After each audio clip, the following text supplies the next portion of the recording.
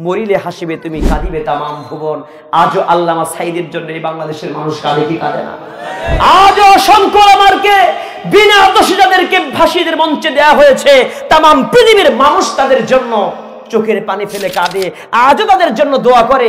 আর সেই সমস্ত স্বৈরাচারদের নাম সেই ইতিহাসের পাতায় সেই স্বর্ণাক্ষরে লেখা থাকবে না, নিকৃষ্ট ভাবে লেখা থাকবে। আবু জেহেলের নাম যেখানে লেখা থাকবে ওই স্বৈরাচার নাম সেখানে থাকবে, নমরুদ ফিরআউন হামানের নাম যেখানে লেখা থাকবে ওই স্বৈরাচারের নাম সেখানে লেখা থাকবে। বলেন ঠিক কিনা? Islam is a dominant force but it is not dominated. খবরদার, ইসলাম এই দুনিয়ার সব নিয়ন্ত্রণ করবে। ইসলামকে কেউ যদি কন্ট্রোল করতে চায়, আল্লাহ বলেছেন ইউরিদুনা লিইউতফিউ নূরাল্লাহি বিআফওয়াহিহিম ওয়াল্লাহু মুতিম্মু নূরিহি ওয়ালাউ কারিহাল কাফিরুন। জালেমরা শুনে রাখো, কাফেররা শুনে রাখো, ইসলাম এই পৃথিবীর জমিনে থাকবে, ছিল, আছে, কিয়ামত পর্যন্ত থাকবে। এই আলোকে কেউ নেভাতে চাইবে, সেই ব্যক্তি নমরুদ ফিরআউন হামানের মতো নিভিয়ে যাবে, মিটিয়ে যাবে, যেভাবে বিগত স্বৈরাচার আমলে শাসক চলে গেছে। কথা বলেন, কথা বলেন। দেখতে চাই যেই বাংলাদেশে কোনো বৈষম্য থাকবে না, যেই বাংলাদেশে সাধারণ মানুষ হেয় হবে না, নির্যাতিত হবে না, সমস্ত মানুষের অধিকার বাস্তবায়ন হবে, সেই বাংলাদেশের জন্য যদি আগামীতে এই দেশের স্বাধীনতা রক্ষার জন্য যদি আবারও মুগ্ধের মতো মাঠে নামতে হয়, আবু সাঈদের মতো জীবন দিতে হয়, রক্ত দিতে হয়, আল্লাহর জমিনে আল্লাহর কুরআনুল কারীমের জন্য, দেশের স্বাধীনতা রক্ষার জন্য রক্ত দিয়ে হলেও দেশের স্বাধীনতা রক্ষা করতে রাজপথে নামবে কারা? দোকার হাত আল্লাহকে দেখায়া দেয়।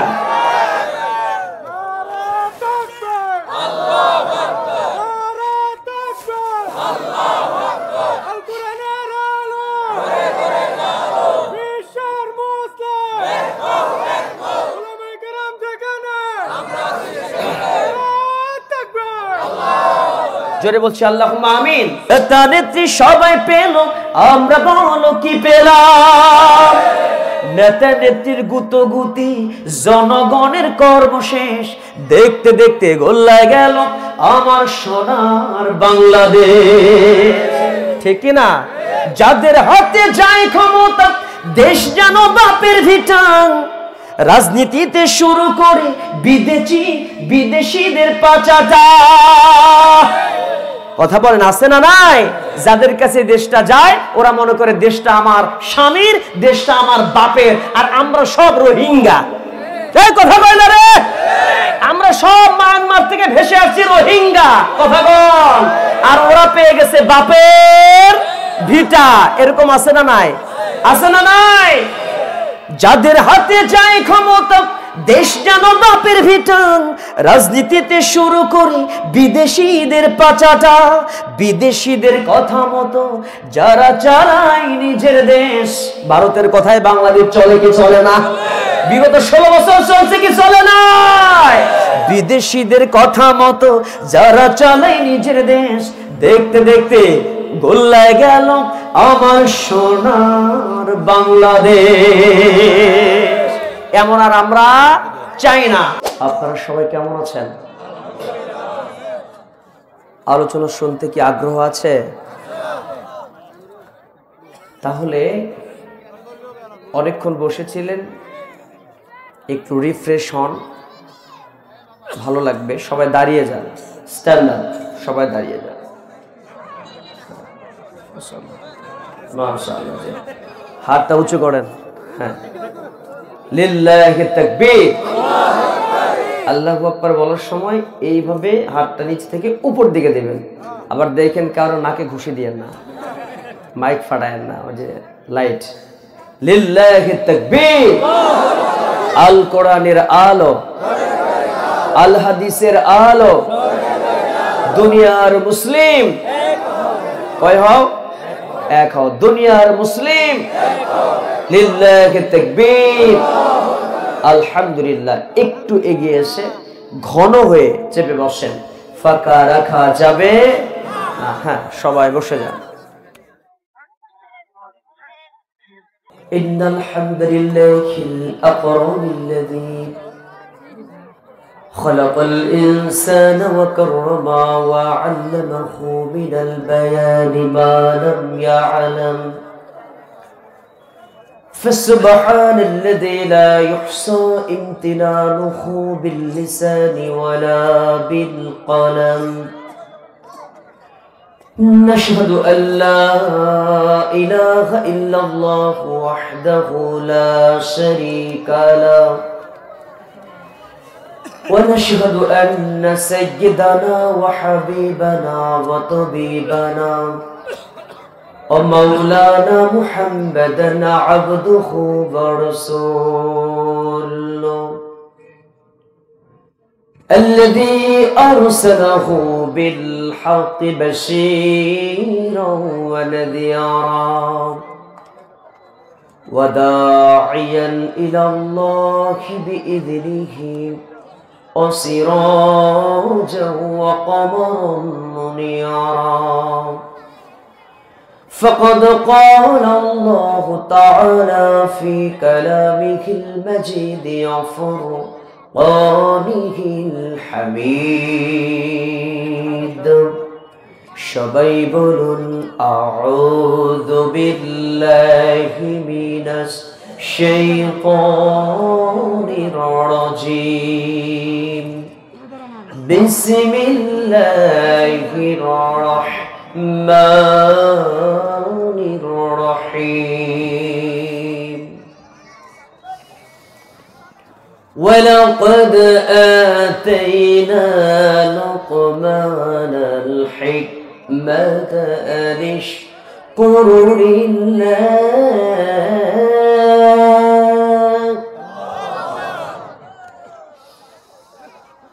ومن يشكر فإنما يشكر لنفسه ومن كفر فإن الله غني حميد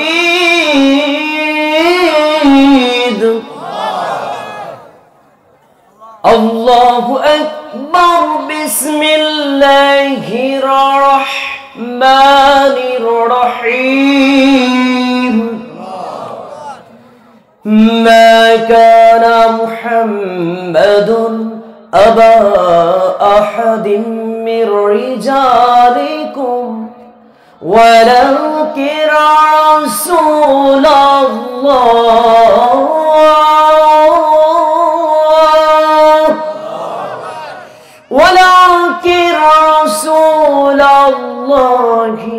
وخاتم النبيين وكان الله بكل شيء عليما وكان الله بكل شيء عليما اللهم একটু বেজ আসে একটু হালকা বেজ বাড়ালে ইকো দিয়ে না সুন্দর সুন্দর ভাষা ইকো দেন মাওলানা মুহাম্মদ নবীর প্রতি দরুদ পেশ করতে আমাদের কি কারোর কোনো কষ্ট আছে অসুবিধা নেই তো দিল উজাড় করে একযোগে সমস্বরে মুহাব্বতের সাথে বলুন আল্লাহুম্মা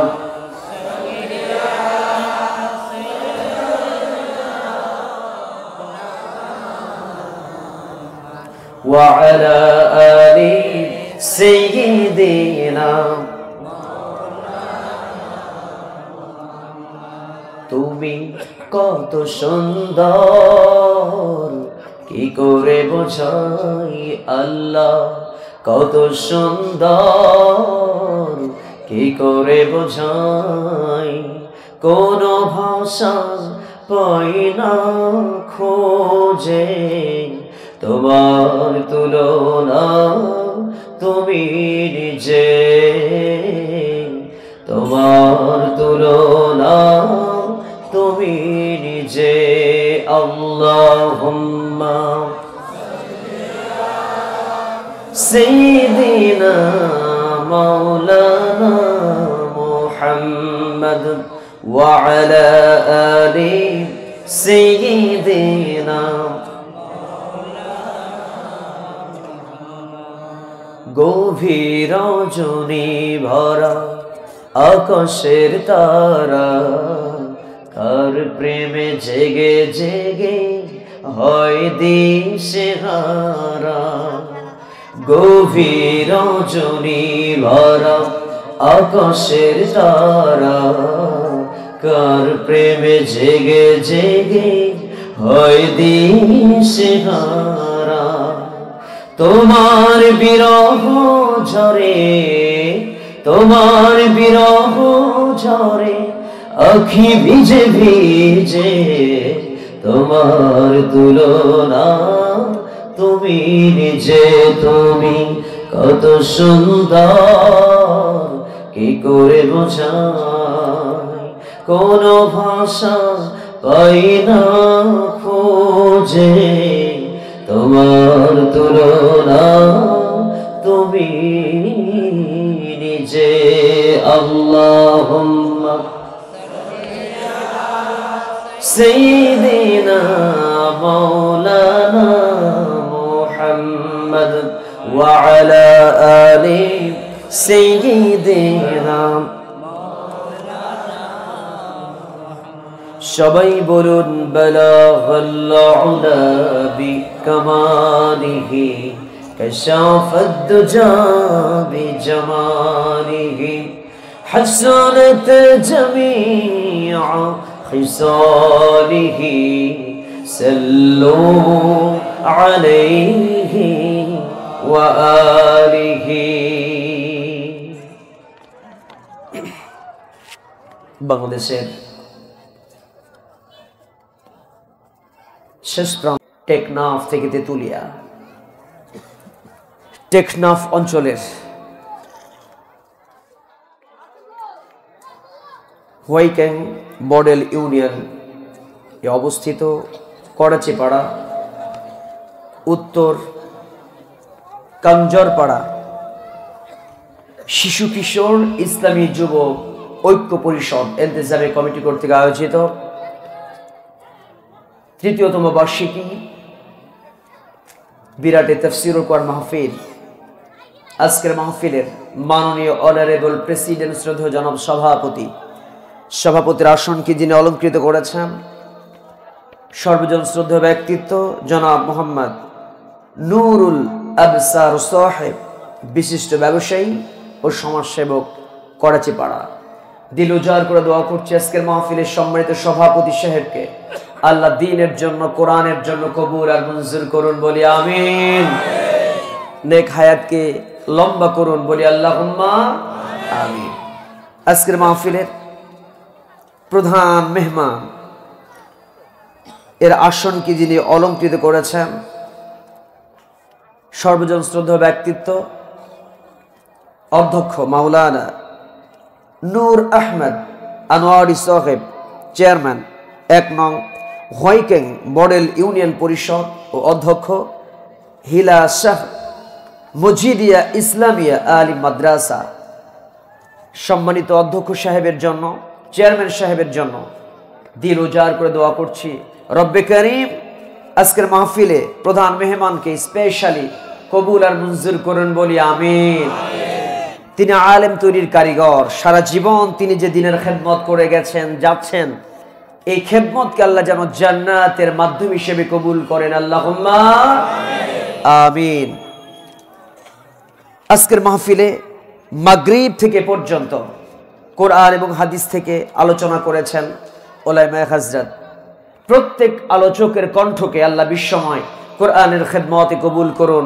জোর কণ্ঠে বলছি আল্লাহুম্মা আমিন। স্পেশালি আমার পূর্বে যিনি কথা বলেছেন আমার অত্যন্ত কাছের প্রিয় দিনী ভাই, কক্সবাজার এই অঞ্চলের গৌরব, বিশিষ্ট ইসলামী চিন্তাবিদ মাওলানা সৈয়দ মুহাম্মদ হেলাল উদ্দিন সাহেব। প্রিয় ভাইয়ের কণ্ঠকে আল্লাহ কোরআনের জন্য গোটা বিশ্ববাসীর জন্য কবুল করুন বলি আমিন। আরেকজন আলোচক, প্রধান আলোচক আজকের মাহফিলে সুদূর পাবনা থেকে আগত আমার অত্যন্ত কাছের প্রিয় দিনী ভাই হযরত মাওলানা এম আব্দুস সালাম সাহেব লং টাইম কোরআন এবং হাদিস থেকে অত্যন্ত জ্ঞানগর্ব কথা বলেছেন। প্রিয় ভাইয়ের কণ্ঠে আল্লাহ যেন বারাকা দান করেন। প্রিয় ভাইয়ের কণ্ঠকে আল্লাহ বিশ্ববাসীর জন্য কোরআনের খেদমতে কবুল করেন, বলি আল্লাহুম্মা আমিন।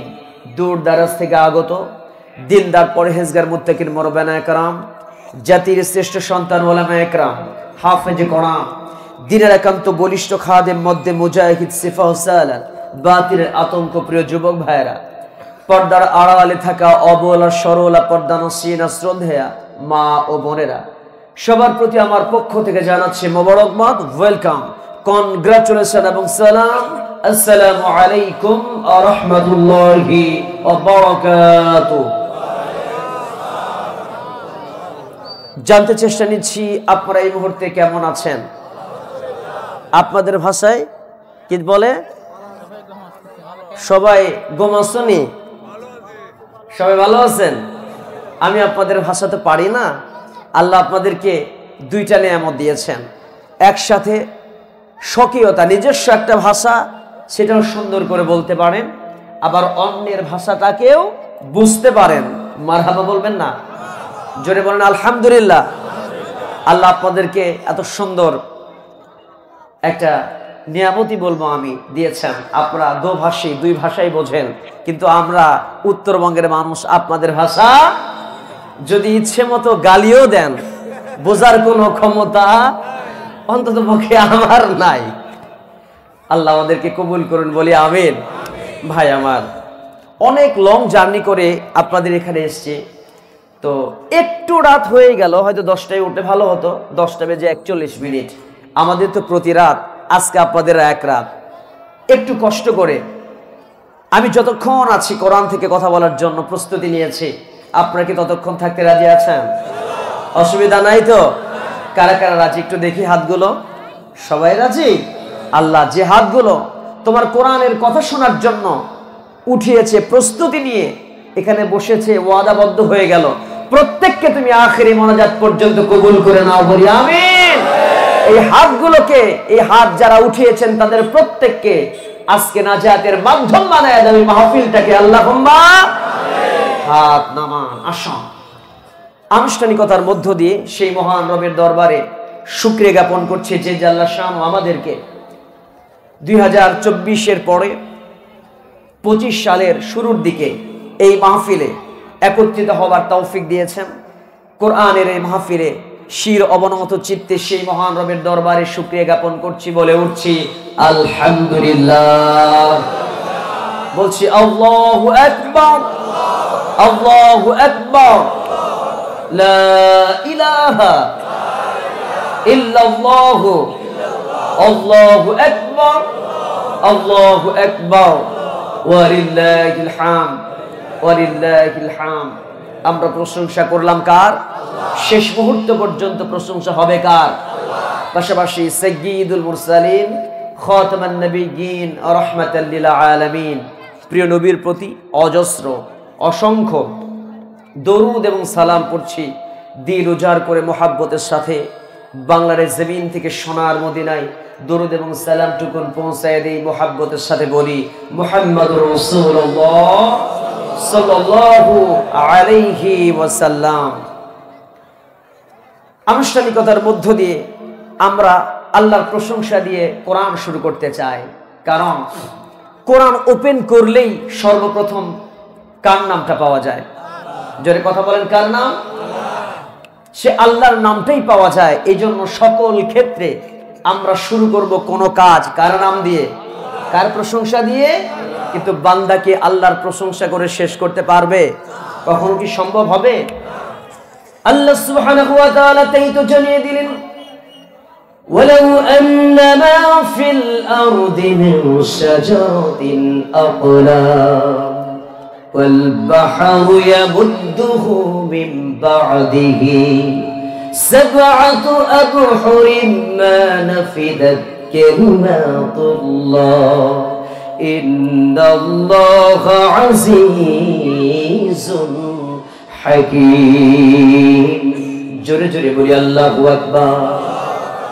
আল্লাহ সুবহানাহু ওয়া তাআলা বলেন, বান্দারে এই तमाम পৃথিবীর জমিনে যত পানি রয়েছে, বঙ্গোপসাগরের পানি নয়, আটলান্টিক মহাসাগরের পানি নয়, ভারত মহাসাগরের পানি নয়, तमाम পৃথিবীর জমিনে যত পানি আছে সমস্ত পানিগুলিকে কালি রূপে যদি রূপ দেওয়া হয়, तमाम পৃথিবীর জমিনে যত গাছ আছে সমস্ত গাছগুলিকে যদি আকলাম কলম বানানো হয়, এই পানিরূপী কালিগুলি দিয়ে ওই গাছ রূপী কলমগুলি দিয়ে আমার রবের কালেমার ব্যাখ্যা লেখা যদি শুরু করে দেওয়া হয়, লিখতে লিখতে পানিরূপী কালিগুলি শেষ হয়ে যাবে, কলমগুলো অকেজ হয়ে যাবে, কিন্তু আমার রবের কালেমার ব্যাখ্যা লেখা কখনো শেষ হবে না। কিন্তু আল্লাহর কোন গোলাম যদি সুন্দর করে পড়ে নেয়, কুরআনুল কারীমের সেই সুন্দর একটি আয়াত কারীমা যদি পড়ে নেয়, বান্দারও যদি পড়ে আলহামদুলিল্লাহি রাব্বিল আলামিন, तमाम পৃথিবীর জমিনে যত রকমের প্রশংসা আছে সকল প্রশংসা একটা শব্দের ভিতরে, একটা আয়াতের ভিতরে সুন্দর করে ইনভলভ হয়ে যায়। জোরে জোরে বলেন সুবহানাল্লাহ। যদি প্রশ্ন করা হয়, কুরআনুল কারীমকে প্রশ্ন করা হয়, কোরআন যেহেতু কুরআনুল কারীম এর তাফসীর শোনার জন্য এসেছেন, কোরআন এমন একটি কিতাব, আল্লাহ রাব্বুল আলামিন বলেন মা ফাররাতনা ফিল কিতাবি মিন শাই, तमाम পৃথিবীর জমিনে এমন কোন বিষয় নেই আল্লাহ রাব্বুল আলামিন কুরআনুল কারীমের ভিতরে ঢুকায়া দেন নাই। জোরে বলেন সুবহানাল্লাহ। সকল সমস্যার সমাধান দিতে পারে, সব প্রবলেমের সলিউশন দিতে পারে হোলি কোরআন। সকল কিছুর সমাধান কোরআন দিয়ে দেয়। কোরআনকে প্রশ্ন করলে কোরআন উত্তর দিতে পারে কি পারে না? কোরআনকে যদি প্রশ্ন করা হয়, কোরআন এই পৃথিবীর জমিনে এক একজন এক এক রকমের চিন্তা চেতনা নিয়ে চলে। ও কোরআন, তোমার কাছে জানতে চাই, এই পৃথিবীতে মানুষ কেন আল্লাহর গোলামি করবে, মানুষ কেন আল্লাহর প্রশংসা করবে, আল্লাহর কাছে মাথা নত করবে, কারণটা কি? কোরআন সুন্দর করে উত্তর দিয়ে দেয়, ইয়া আইয়ুহান নাস উবুদু রাব্বাকুমুল্লাযী খালাকাকুম ওয়াল্লাযীনা মিন ক্বাবলিকুম লাআল্লাকুম তাত্তাকুন। জোরে জোরে বলি আল্লাহু আকবার। কোরআন সুন্দর করে জানিয়ে দিয়েছে, বান্দারি ইয়া আইয়ুহান নাস, মানব জাতি, রাব্বাকুমুল্লাযী খালাকাকুম, সেই রবের গোলামি করো, সেই রবের আনুগত্য করো যে রব তোমাকে সৃজন করেছেন। আর তোমাকে শুধু সৃজন করে ক্ষান্ত হন নাই, তোমাদের পূর্ববর্তী যারা পৃথিবীতে এসেছিলেন তাদেরকেও তিনি সৃজন করেছেন। আশা করা যায় তোমরা মুত্তাকি হতে পারবে। জোরে বলেন সুবহানাল্লাহ। অতএব আসমান কার, জমিন কার, আপনি কার, আমি কার, সকল বিশ্ব ব্রহ্মাণ্ডের সকল সৃষ্টিজীব যা কিছু সকল কিছু কার? এই জন্য মাথা যদি নত করতে হয়, প্রশংসা করতে হয়, আমরা কার করব? মাথা নত করতে হলে কার কাছে হবে? জীবনের সকল কিছু উৎসর্গ করলে কার জন্য হবে? আল্লাহর জন্য। কারণ আমি যে তোমার বান্দা প্রভু, তুমি যে আমার মালিক খোদা। আমি যে তোমার বান্দা প্রভু, তুমি যে আমার মালিক খোদা।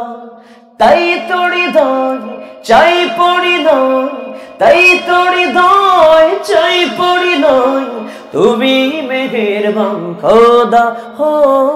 আমি যে তোমার বান্দা প্রভু, তুমি যে আমার মালিক খোদা।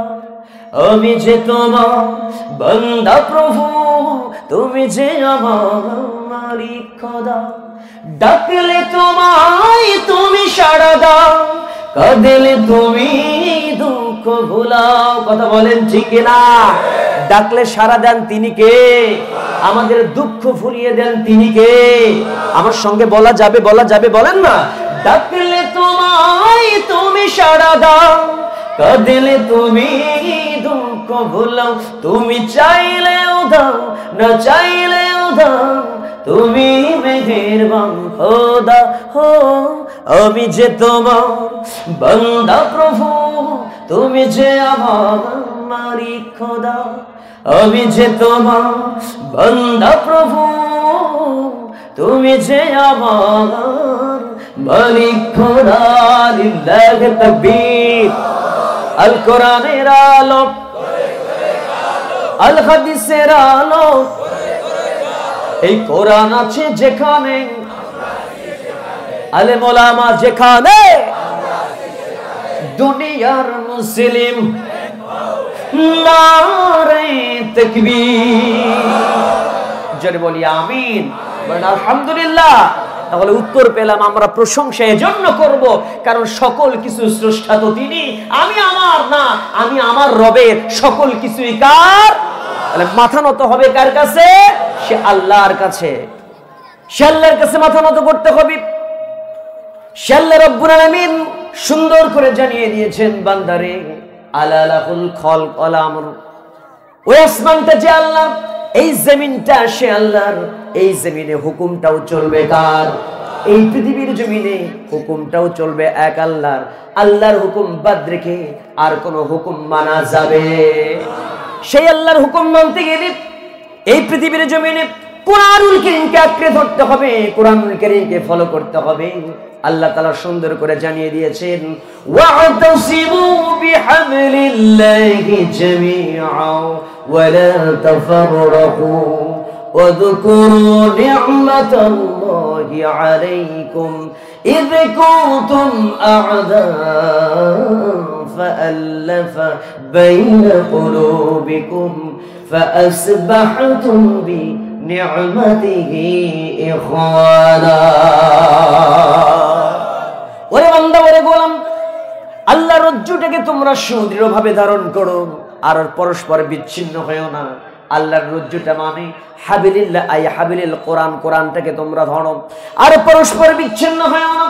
আল্লাহর সেই নিয়ামতটাকে তোমরা স্মরণ করো যখন তোমরা ছিলে একে অপরের শত্রু। আল্লাহ রব্বুল আলামিন তোমাদের ভিতরে, অন্তরের ভিতরে মায়ার সঞ্চার করে দিয়েছেন, যার থেকে তোমরা একে অপরের শত্রুতা থেকে তোমরা ভাই হয়ে গিয়েছো। জোরে বলেন সুবহানাল্লাহ। সেই জন্য আল্লাহর কোরআনকে ধরতে হবে, আল্লাহর কোরআনুল কারীমটাকে আঁকড়ে ধরতে হবে পৃথিবীর জমিনে।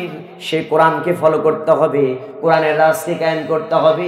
যদি পৃথিবীর কোনো মানুষ সে আল্লাহকে ফলো করে, সেই কোরআনুল কারীমকে ফলো করে, আল্লাহর রাজ যদি, দ্বীন ইসলাম যদি পৃথিবীর জমিনে বাস্তবায়ন করে, আল্লাহ বলেন লাফাতাহনা আলাইহিম বারাকাতিন মিনাস সামাই ওয়াল আরদ।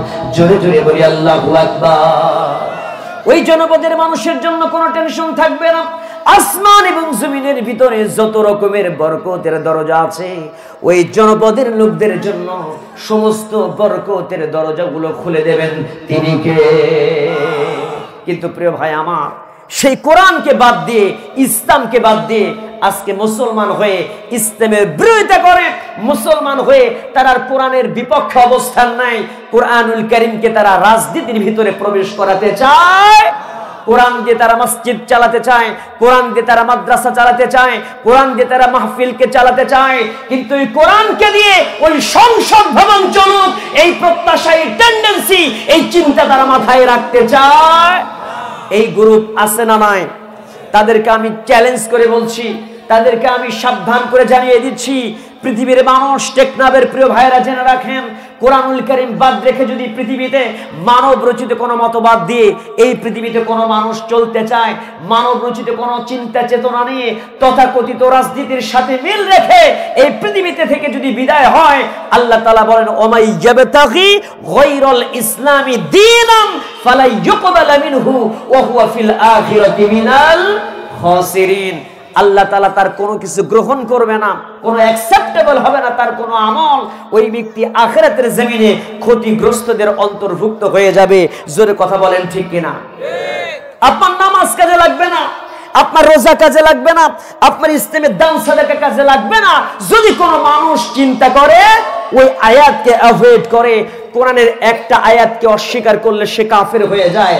যদিও সে ৬৬৬৬টি আয়াতের ধরে নেন 6666 কিছু কম বেশি আছে। এই আয়াতের সবগুলোর ভিতরে দুইটা আয়াত অস্বীকার করলো, মেনে নিল না, সবগুলোই মানলো।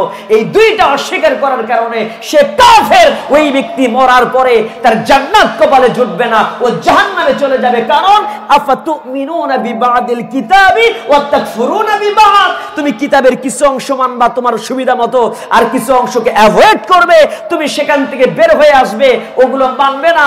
বরং যারা মানে, যারা মানতে চায়, যারা প্রতিষ্ঠিত করতে চায়, তাদের বিরোধিতা করবে। তোমার মতো জাহেল, তোমার মতো জালেম, তোমার জাহান্নাম ছাড়া কোনো গতি নাই। জোরে কথা বলেন ঠিক কিনা? প্রিয় ভাই আমার, এই বাংলাদেশে 53 বছর নয় 54 বছরে পদার্পণ করেছে। 2025 সালে এই বাংলাদেশ স্বাধীন হয়েছে 54 বছর থেকে। কথা বলেন, কথা বলেন।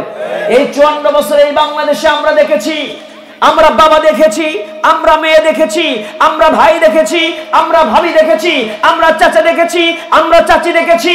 এই 54 বছরে বাংলাদেশের অনেককেই দেখা এই বাংলার জমিনের মুসলমানদের শেষ। আমি কি আপনাদের কাছে প্রত্যাশা করতে পারি আমরা কি আগামীতে সেই সংসদ ভবন দেখতে চাই না যেই সংসদ ভবনে কুরআনুল কারীমের আয়াত দিয়ে শুরু হয় আর মমতাজের গান দিয়ে সংসদ শেষ হয়? এমন সংসদ দেখতে চাই না। দ্বিতীয় বৃহত্তম মুসলিম জনপদে সেই সংসদ দেখতে চাই কোরআন দিয়ে শুরু হবে, কোরআনের আইন বাস্তবায়ন হবে, ওই কোরআন দিয়ে ওই সংসদ ভবন শেষ হবে। এমন সংসদ আমরা দেখতে চাই কি চাই না? এই কোরআনের সংসদে যাবে এই প্রত্যাশা আছে কার কার? দোকান হাত আল্লাহকে দেখায় দেন।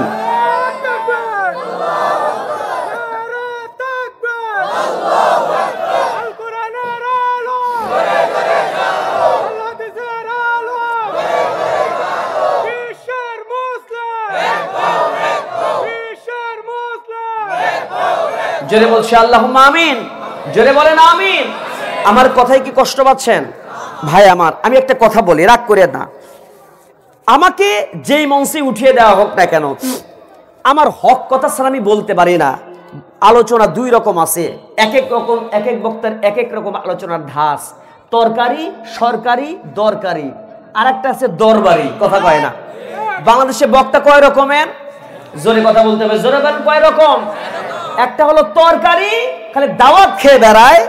এই হুজুর খালি যেখানে দাওয়াত আছে সেখানে আছে, খাইতে খাইতে ওনার হকও নাই বাতিলও নাই, উনি আছে দাওয়াতের ধান্দায়। মানুষ মরবে কবে, উনি সেই জায়গায় জানাজা পড়ার পরে দাওয়াত খাইতে যাবে। এ কথা কয় না? খাইতে খাইতে চেহারাটা এমন করছে, উপরে চিকন, নিচে চিকন, মাঝখানে মোটা, ঠিক যেন পটল হুজুর। এই কথা কয় না? আছে না নাই? দুই নম্বরে এই বাংলাদেশে পাবেন তরকারি হুজুরের পরে পাবেন সরকারি হুজুর। যখন যে দল ক্ষমতায় আছে সেই দলের আনুগত্য করে, সেই দলের পাঁচাটা গোলাম হয়ে কিছু আলেম কাজ করে।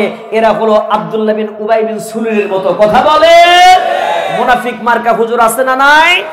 সরকারি হুজুর। তৃতীয় নাম্বার পাবেন দরবারি হুজুর, যেখানে আছে কথা কয় না, আছে না নাই? সিন্নি ঘোর, সুন্নি নামে সিন্নি ঘোর হুজুর পাবেন।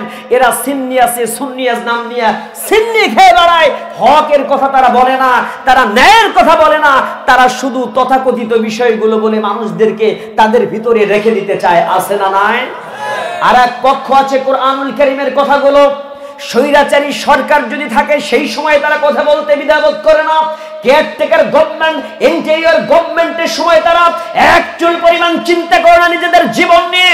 সদা সর্বদা কোরআনের হক কথা, জাহাল জাহাল হক ও জাহাকাল বাতিল ইন্নাল বাতিল কানা যাহুকা, হকের দাওয়াত দিয়ে আলোকে অন্ধকারকে আলো থেকে, আলো নিয়ে এসে অন্ধকারকে পৃথিবীর জমিন থেকে বিদৃত করতে চায়। এটা তাদের জেল হোক, জুলুম হোক, হামলা হোক, মামলা হোক, পরোয়া করে না।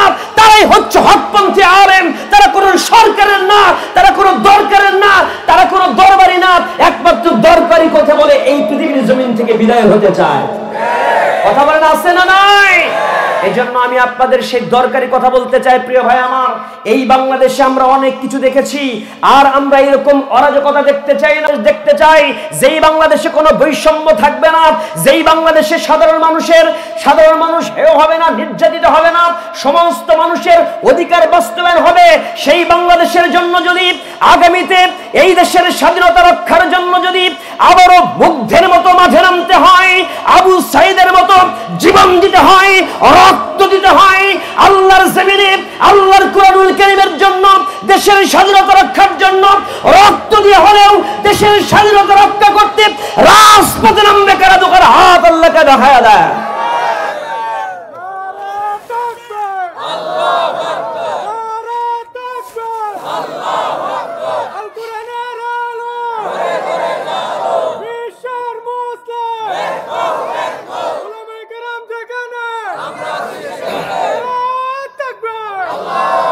জোরে বলছি আল্লাহুম্মা আমিন। আমরা সব মানতে পারি, কিন্তু নবীকে অপমান করলে, কোরআনকে অপমান করলে, আমার আল্লাহকে নিয়ে কটাক্ষ করলে এই বাংলার মুসলমান কখনো মেনে নিতে পারে না। যার ঈমান আছে, এক ফোঁটা ঈমান আছে, সে কখনো মানতে পারে।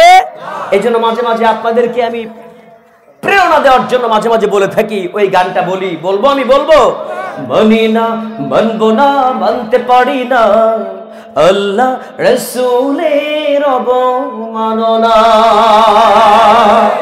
আমার সাথে বলতে পারবেন না সবাই? বলেন তো, রেডি? মানি না, মানবো না, মানতে পারি না, আল্লাহ রাসূলের অবমাননা। মানি না, বলেন বলেন, মানি না, মানবো না, মানতে পারি না, আল্লাহ রাসূলের অবমাননা। এই অবমাননাকারীরা রক্ষা পাবে না। মানি না, মানবো না, মানতে পারি না, আল্লাহ। হ্যাঁ, মানি না। কণ্ঠ ছেড়ে দিয়ে বলতে হবে, ঘুম বাদ দিয়ে একটু কণ্ঠ দরাজ কণ্ঠে আল্লাহ নবীর প্রেমে, আল্লাহর প্রেমে, নবীর প্রেমে জোরে বলতে হবে। একটু বলেন না, মানি না, মানবো না, হ্যাঁ আল্লাহ। বাংলার বীর মুসলমান জেগে উঠেছে, লেজ গুটিয়ে নাস্তিকদের পালাতে হবে। এই বাচ্চা কাচ্চা কথা বলো ঠিক কিনা? বাংলার বীর মুসলমান জেগে উঠেছে, লেজ গুটিয়ে নাস্তিকদের পালাতে হবে, নইলে তাদের হবে আজি কবর রচনা। মানি না, মানবো না, মানতে পারি না, আল্লাহ। একযোগে, মানি না, মানবো না, মানতে পারি না, আল্লাহ রাসূলের। বিশ্ব নবীর উম্মতেরা লৌহাতে শমশির খতম কর আবু জেহেলের নাতিপুতি সাগরীর। এখনো আবু জেহেলের, নমরুদের নাতিপুতি আছে না নাই? বিশ্ব নবীর উম্মতেরা লৌহাতে শমশির খতম কর আবু জেহেলের নাতিপুতি সাগরীর। নাস্তিকদের আস্তানাতে আগুন জ্বালাও না। মানি না, মানবো না, মানতে পারি না, আল্লাহ রাসূলের। মানি না, মানবো না, মানতে পারি না, আল্লাহ রাসূলের অবমাননা। এই অবমাননাকারীরা রক্ষা পাবে না, ঠিক না? এই অপমাননাকারীরা রক্ষা পাবে না। মানি না, মানবো না, মানতে পারি না, আল্লাহ রাসূলের অবমাননা। লিল্লাহি তাকবীর, লিল্লাহি তাকবীর। এই আল কোরআনের আলো, এই আল হাদিসের আলো, এই কোরআন আছে যেখানে, এই আলেম ওলামা যেখানে, নাস্তিক মুরতাদ যেখানে, এক টেন্ডারবাজি যেখানে, এক চাঁদাবাজি যেখানে, এক দুনিয়ার মুসলিম।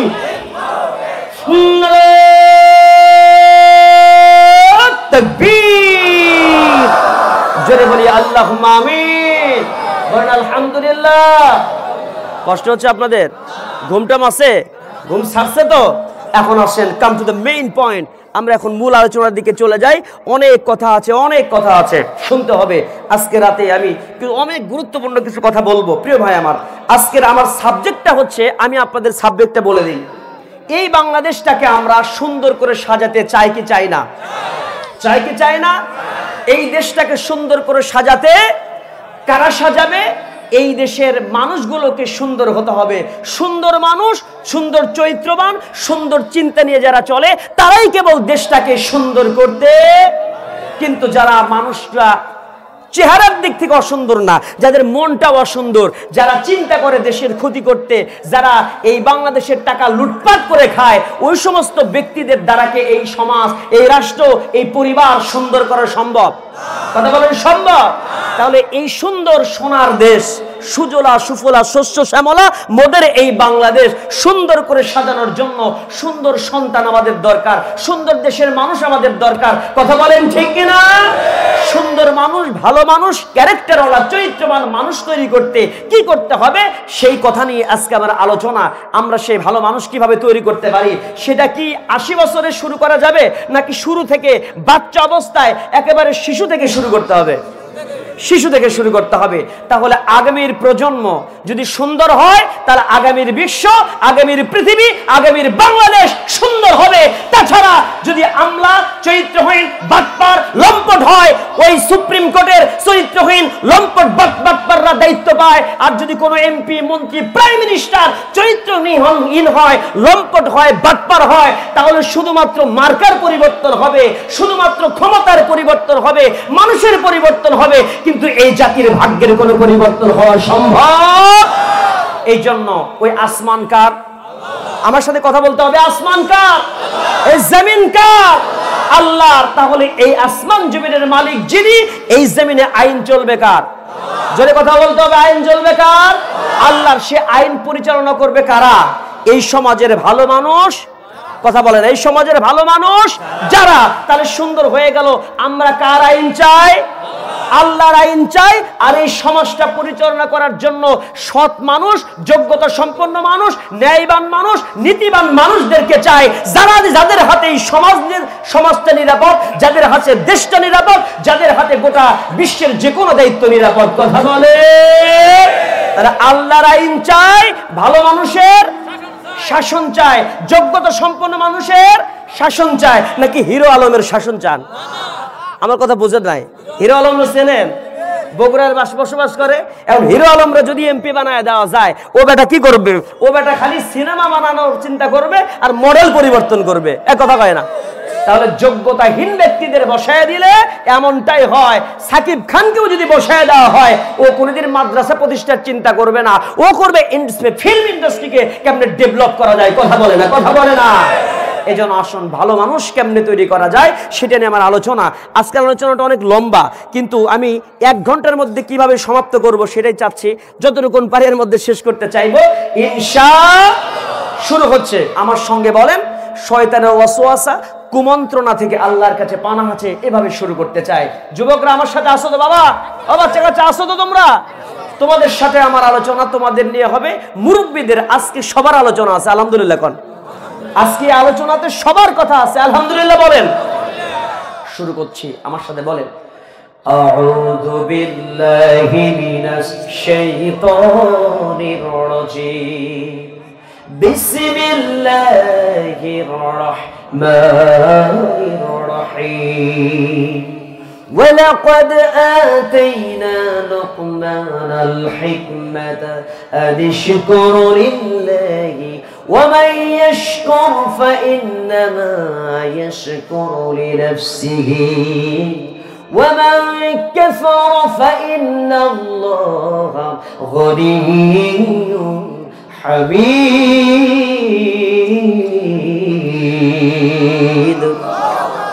আল্লাহ সুবহানাহু ওয়া তাআলা বলেন, ওয়ালাকাদ আতাইনা লুকমানাল হিকমা, আমি দান করেছি লোকমানকে হিকমত, দান করেছিলাম। আর লোকমানকে বলেছিলাম, ও লোকমান, আল্লাহর কৃতজ্ঞতা প্রকাশ করো। আর যদি তুমি আল্লাহর কৃতজ্ঞ না হয়, আল্লাহর কৃতজ্ঞতা যদি কোনো বান্দা না হয়, এই পৃথিবীতে আল্লাহর কি কোনো ক্ষতি আছে? আল্লাহর কোনো ক্ষতি নেই, কোনো লস নেই। যদি কোনো আল্লাহর বান্দা আল্লাহর প্রশংসা করে, লাভটা তার নিজেরই। জোরে বলেন ঠিক কিনা? আর যদি প্রশংসা না করে, ক্ষতিও তার নিজের। ঠিক কিনা? আল্লাহ তাআলা তাই সুন্দর করে জানিয়ে দিলেন, ওয়া মা কাফারা ফাইন্নাল্লাহা গনিয়্যুন হামিদ। যেই ব্যক্তি কুফরি করল, আল্লাহ রব্বুল আলামিন জানিয়ে দিলেন, সেই ব্যক্তি যেন এটা চিন্তা না করে যে আল্লাহর ক্ষতি হয়ে যাবে। আল্লাহ তো গনিয়্যুন, আল্লাহ মুখাপেক্ষী এবং প্রশংসা সহ তিনি তার জায়গাতে সমাসীন থাকবেন। জোরে বলেন ঠিক কিনা? এই আয়াতের ভিতরে আল্লাহ তাআলা লোকমানকে বলছেন। আজকে আমার আলোচনা হচ্ছে সূরা লোকমান থেকে। জোরে বলেন নাম কি? কোন সূরা থেকে আলোচনা করছি? সূরা লোকমান। এই সূরা লোকমানের ভিতরে এমন কিছু উপদেশ আছে, ইম্পর্টেন্ট কিছু কথা আছে, এমন কিছু গুরুত্বপূর্ণ তথ্য আছে, যে কথাগুলো যদি আপনি আপনার জীবনে, আপনার পরিবারে বাস্তবায়ন করেন, তাহলে এই কথাগুলো, এই নির্দেশে মানে ইনস্ট্রাকশনগুলো, দিক নির্দেশনাগুলো বাস্তবায়ন করলে আপনার পরিবার সুন্দর হবে, আপনার সন্তান সুন্দর হয়ে যাবে, এই দেশটা তখন সুন্দর করতে পারবেন। জোরে বললেন সুবহানাল্লাহ। আসুন, হযরত লোকমান কে আল্লাহ তাআলা হিকমত দান করেছিলেন। লোকমানের হাকিম নাম সম্পর্কে আমরা জানি, ঠিক কিনা? লোকমান সম্পর্কে আমাদের একটু জ্ঞান নেওয়ার জন্য একটু পিছন দিকে যেতে হবে।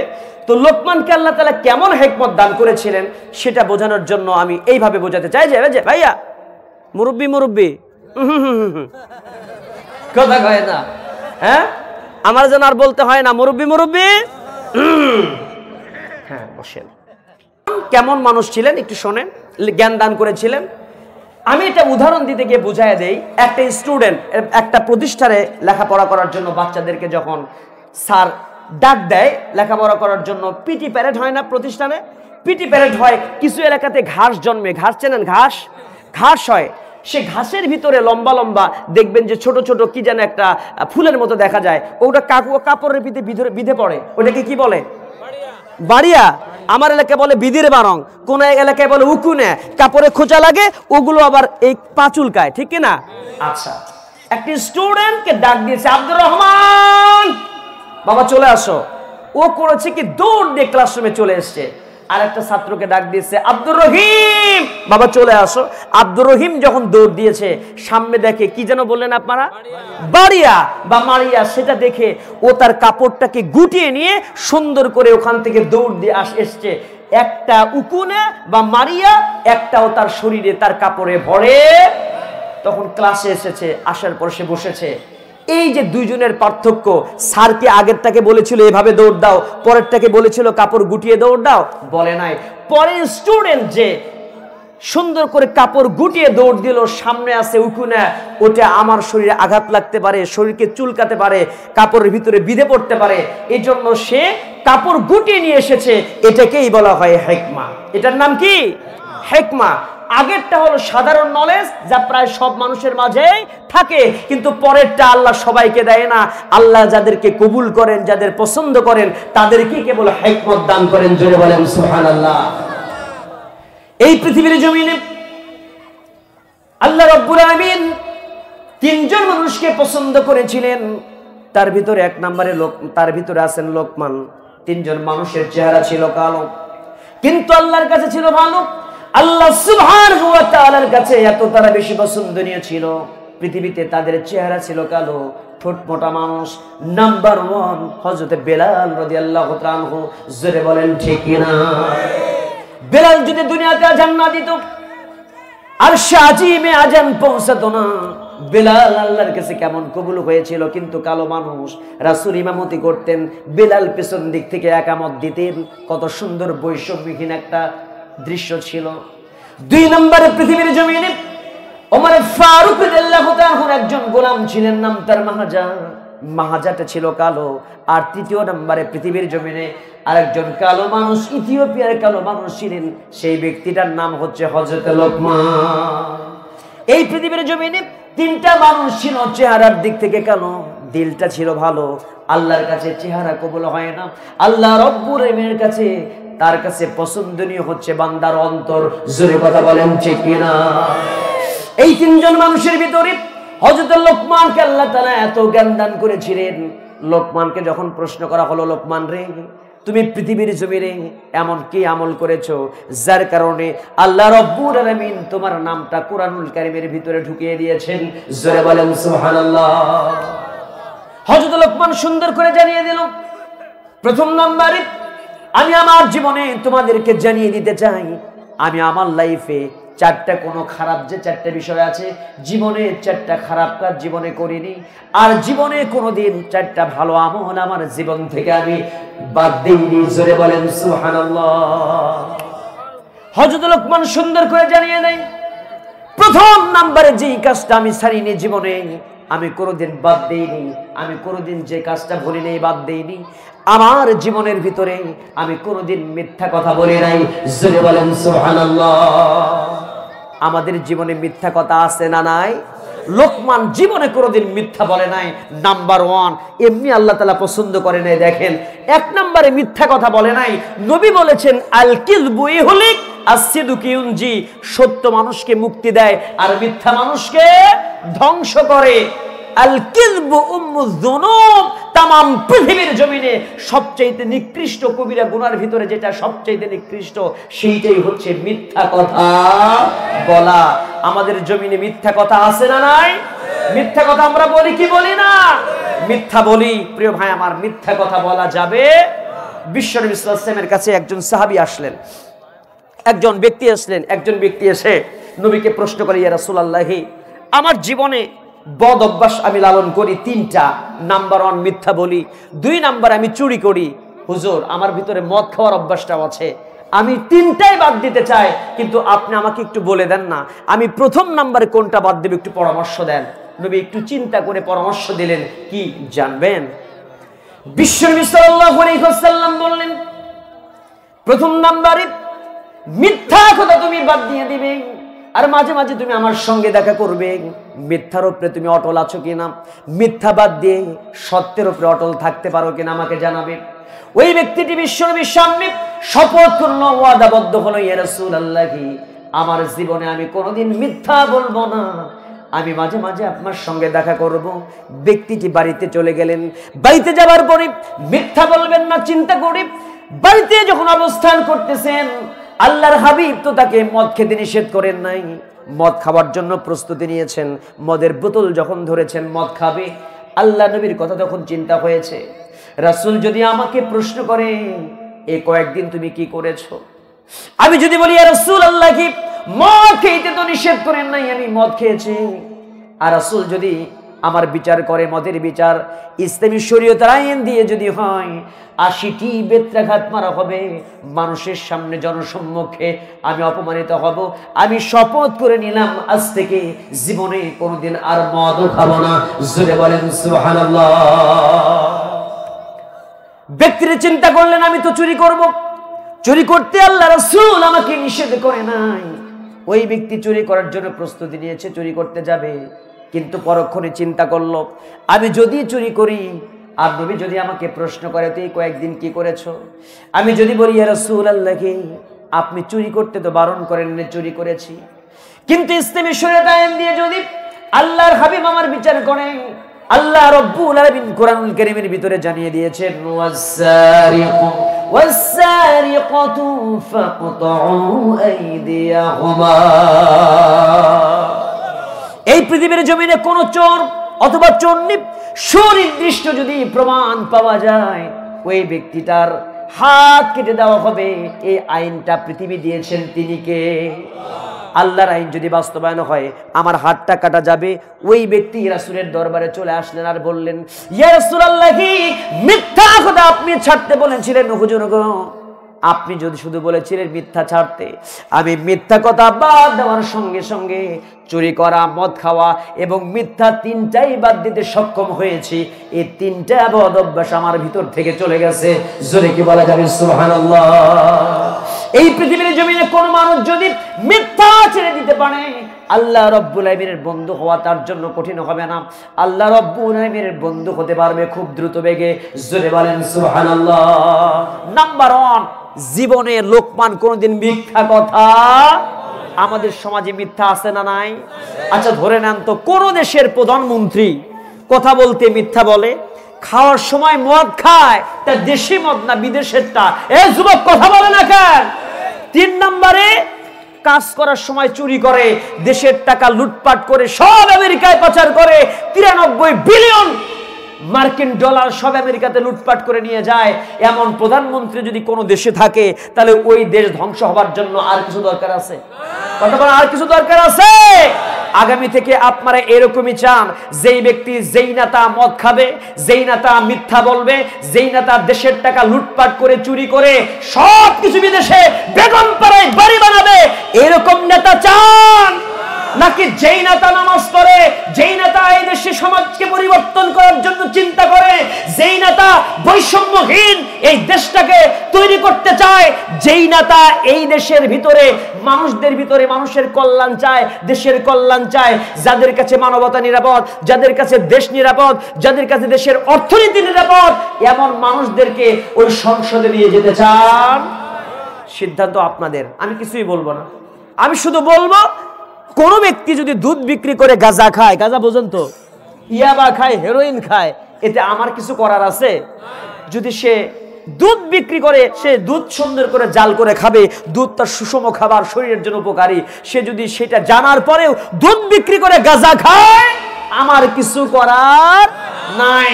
তাহলে অবস্থাটা কি হবে? ওই রকম অবস্থা হবে। আমার কথা দুই রকমের।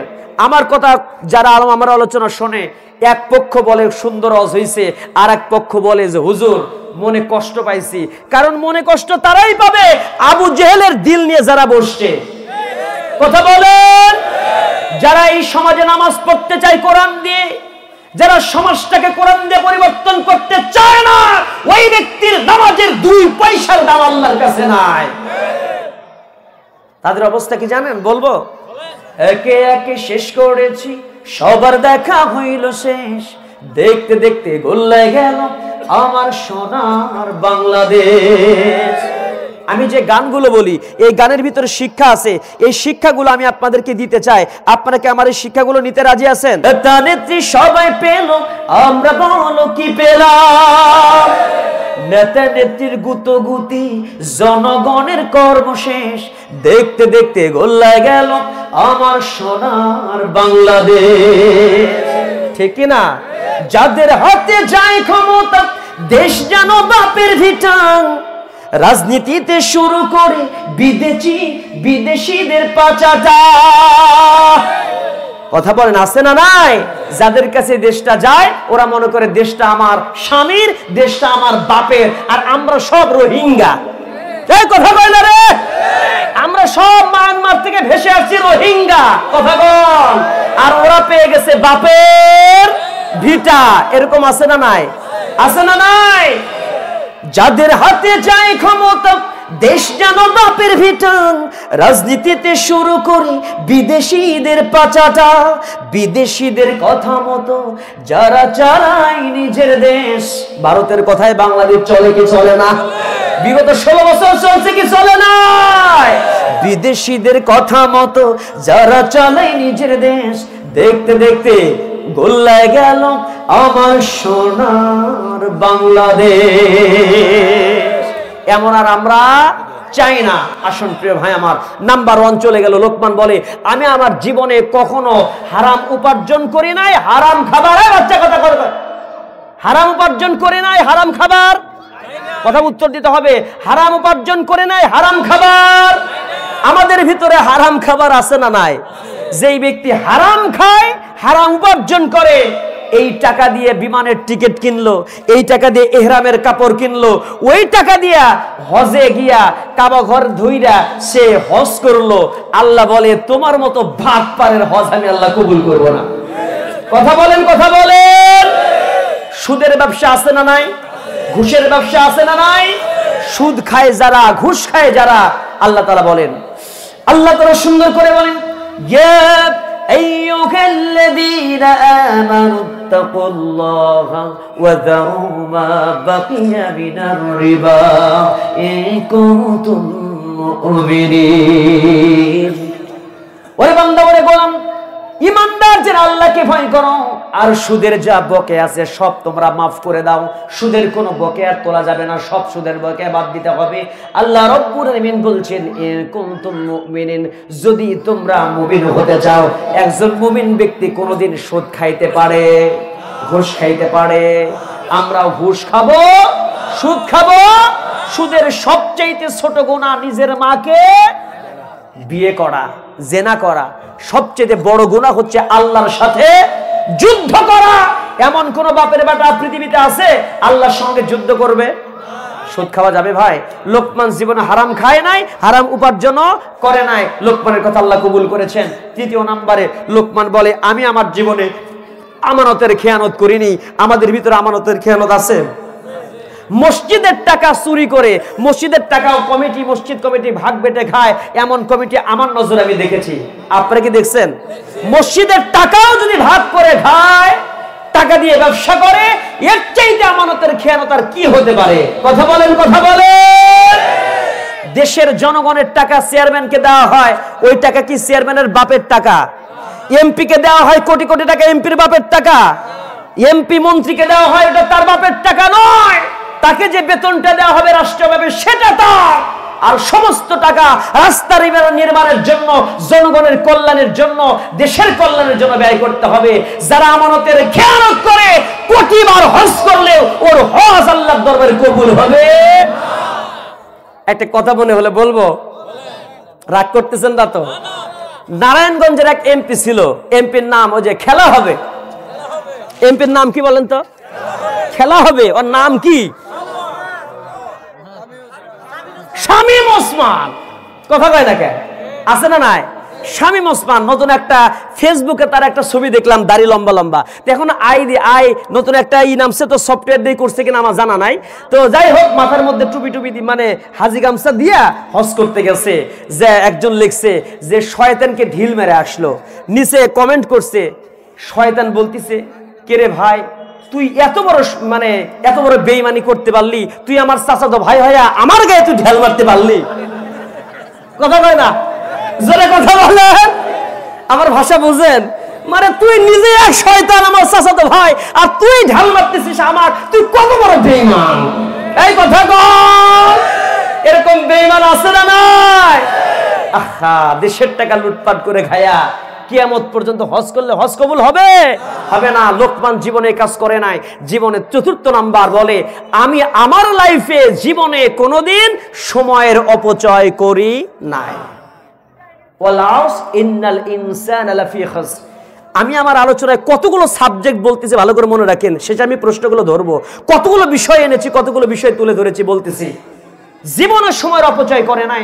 যুবক, তোমাকে বলি, সারা রাত তুমি চ্যাটিং, ডেটিং, মিটিং করো, ফেসবুকে, হোয়াটসঅ্যাপে সারা রাত কাটায়া দিলা, খালি টুটু টুটু টুটু টুটু টুটু টুটু টুটু খালি টিপে। কথা কয় না?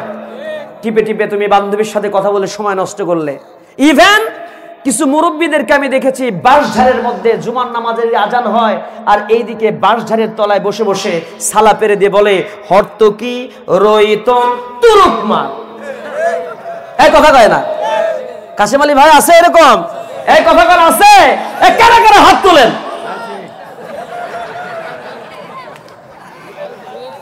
পাওয়া গেছে ভাই, পাওয়া গেছে। চিন্তা করা যায় ভাই, বললেই হাত তুলেন না, জোশের ঠেলায় তুলেন না, হুশ নিয়ে তুলেন। কথা কয় না? তাহলে এদিকে নামাজের আজান হয়, আর উনি টাস নিয়ে বসেছে, অর্থ কি? রইতন তুরুকমার।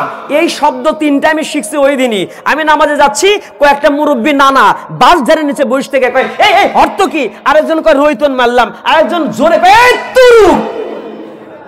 আচ্ছা খেলা, জীবনেও খেলি নাই, এটা আবার কোন খেলা? এর নাম কি খেলা? শয়তানের আবিষ্কার করা তাস খেলা। এগুলো খেলা যাবে? সময়ের অপচয় করা যাবে? রাত 12টা পর্যন্ত ব্যাডমিন্টন, র্যাকেট, এগুলো খেলা যাবে? নামাজ পড়তে হবে তাহাজ্জুদের, ঠিক কিনা?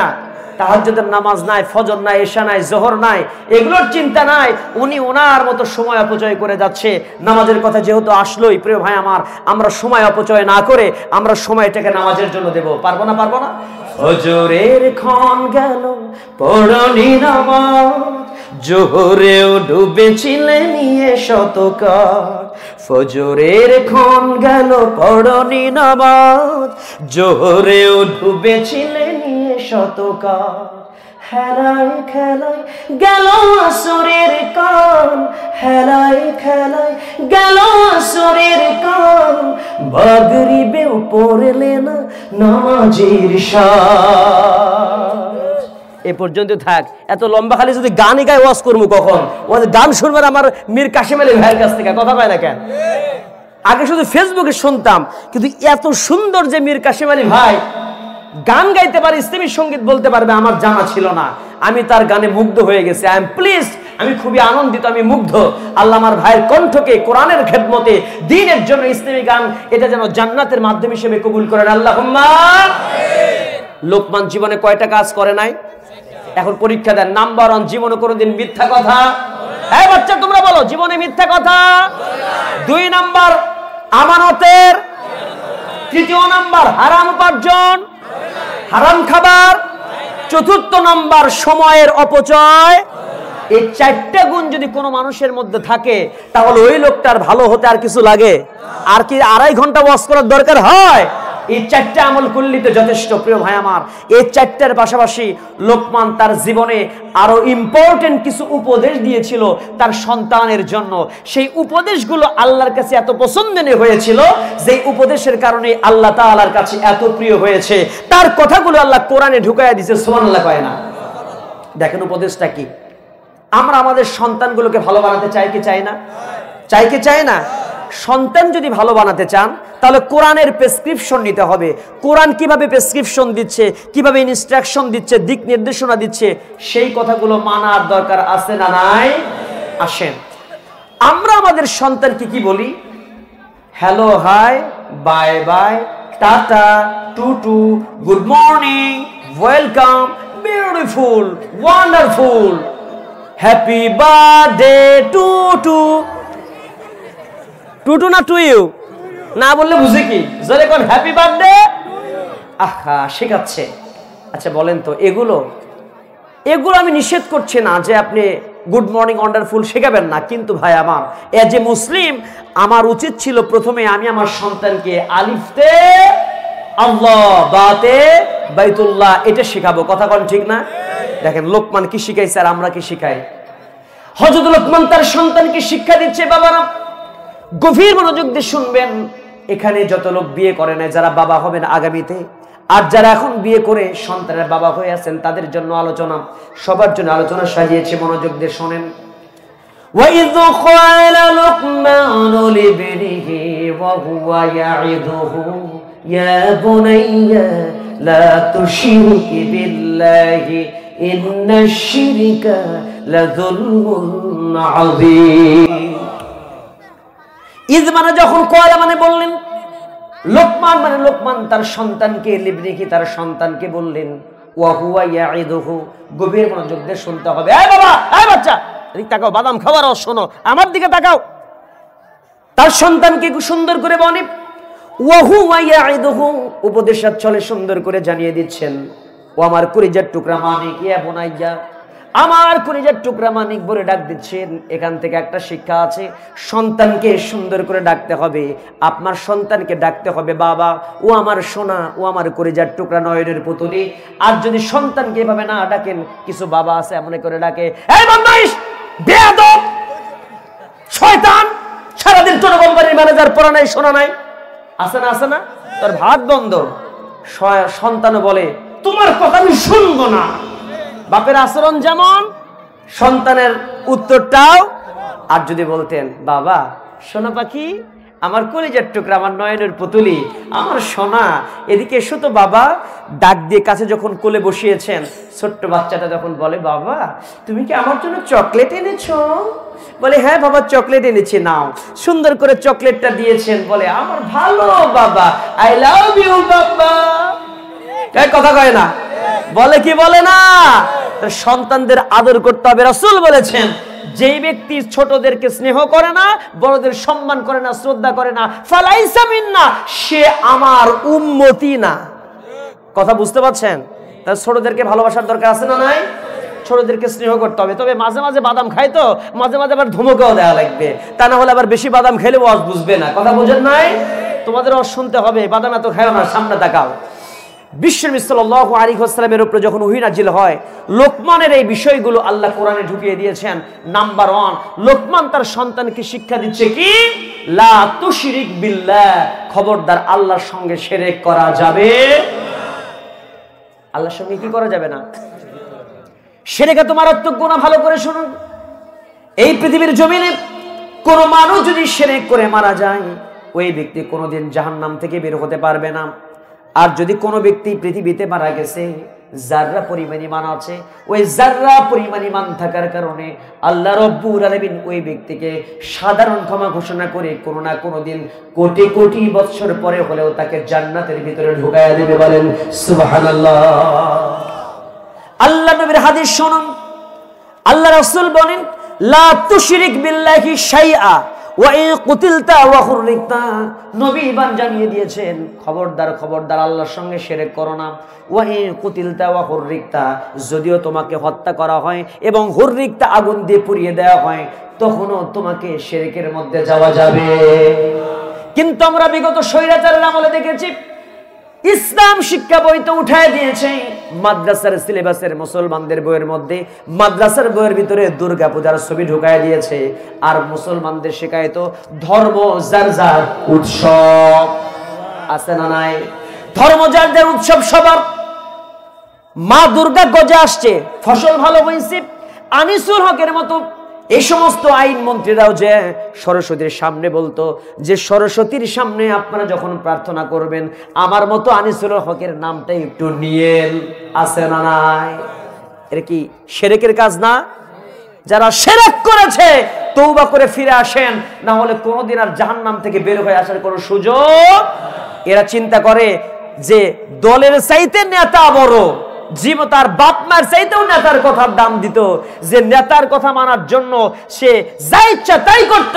অথচ চিন্তা করেন যে আপনি যদি একজন মুসলিম হন, বাবা মাও যদি এমন কোন বিষয় বলে কোরআনের সাথে হাদিসের সাথে সাংঘর্ষিক, আল্লাহর অস্তিত্বের সাথে সাংঘর্ষিক, বাবা মার কথাও মানা যাবে। সাদ ইবনে মালিক রাদিয়াল্লাহু তাআলা হাদিস শোনেন, তাফসীর ইবনে কাসির থেকে বলছি। সাদ ইবনে মালিক নাম কি? সাহাবীর নাম কি? ইসলাম কবুল করেছে সাদ ইবনে মালিক। ইসলাম কবুল করার পরে তার মার কাছে গিয়েছে, মাকে বলছে মা আমি ইসলাম কবুল করেছি। এই সময় সাদ ইবনে মালিকের কথা শুনে মা বলছে সর্বনাশ করে ফেলেছিস বাবা, তুই ইসলাম কবুল করেছিস, লাত মানাত উজ্জার পূজা বাদ দিয়া এক আল্লাহর ইবাদতের দিকে চলে যাচ্ছিস, তুই তো বেঈমান হয়ে গেলি, তুই বাপ মায়ের ধর্মের চুনকালি মাখায়া দিলি, আছে না নাই? সাদ ইবনে মালিক বলেন মা রে আমাকে তুমি কি করতে বলো? লাত মানাত উজ্জার দিকে যতদিন পর্যন্ত ফিরে না আসবি আমি শপথ করলাম, কসম খেলাম, আমি এক ফোঁটা পানি পর্যন্ত স্পর্শ করব না, আমার জীবনটা চলে গেল আমি পানি খাবো না। কিন্তু সাদ ইবনে মালিক তো মাকে ভালোবাসে, মাকে বেশি মহব্বত করে, কারণ মা তো তার মাকে তো শ্রদ্ধা করবেই, মাকে ভালোবাসার কথা তো ইসলামে আছেই। মায়ের এক ধার দুধের দাহান কাটিয়া গায়ের চাম, পাপস বানাইলে হরিদের সো হবে না, এমন দরদি ভবে কেউ হবে না আমার মা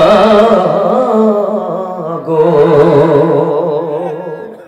সাদ ইবনে মালিক আল্লাহর নবীর সামনে গিয়ে বলে ইয়া রাসূলুল্লাহ কি আমার মা তো পানি খাবে না, খাবার খাবে না, শপথ করেছে, মাটা যদি মারা যায় আমি মা পাবো কোথায়?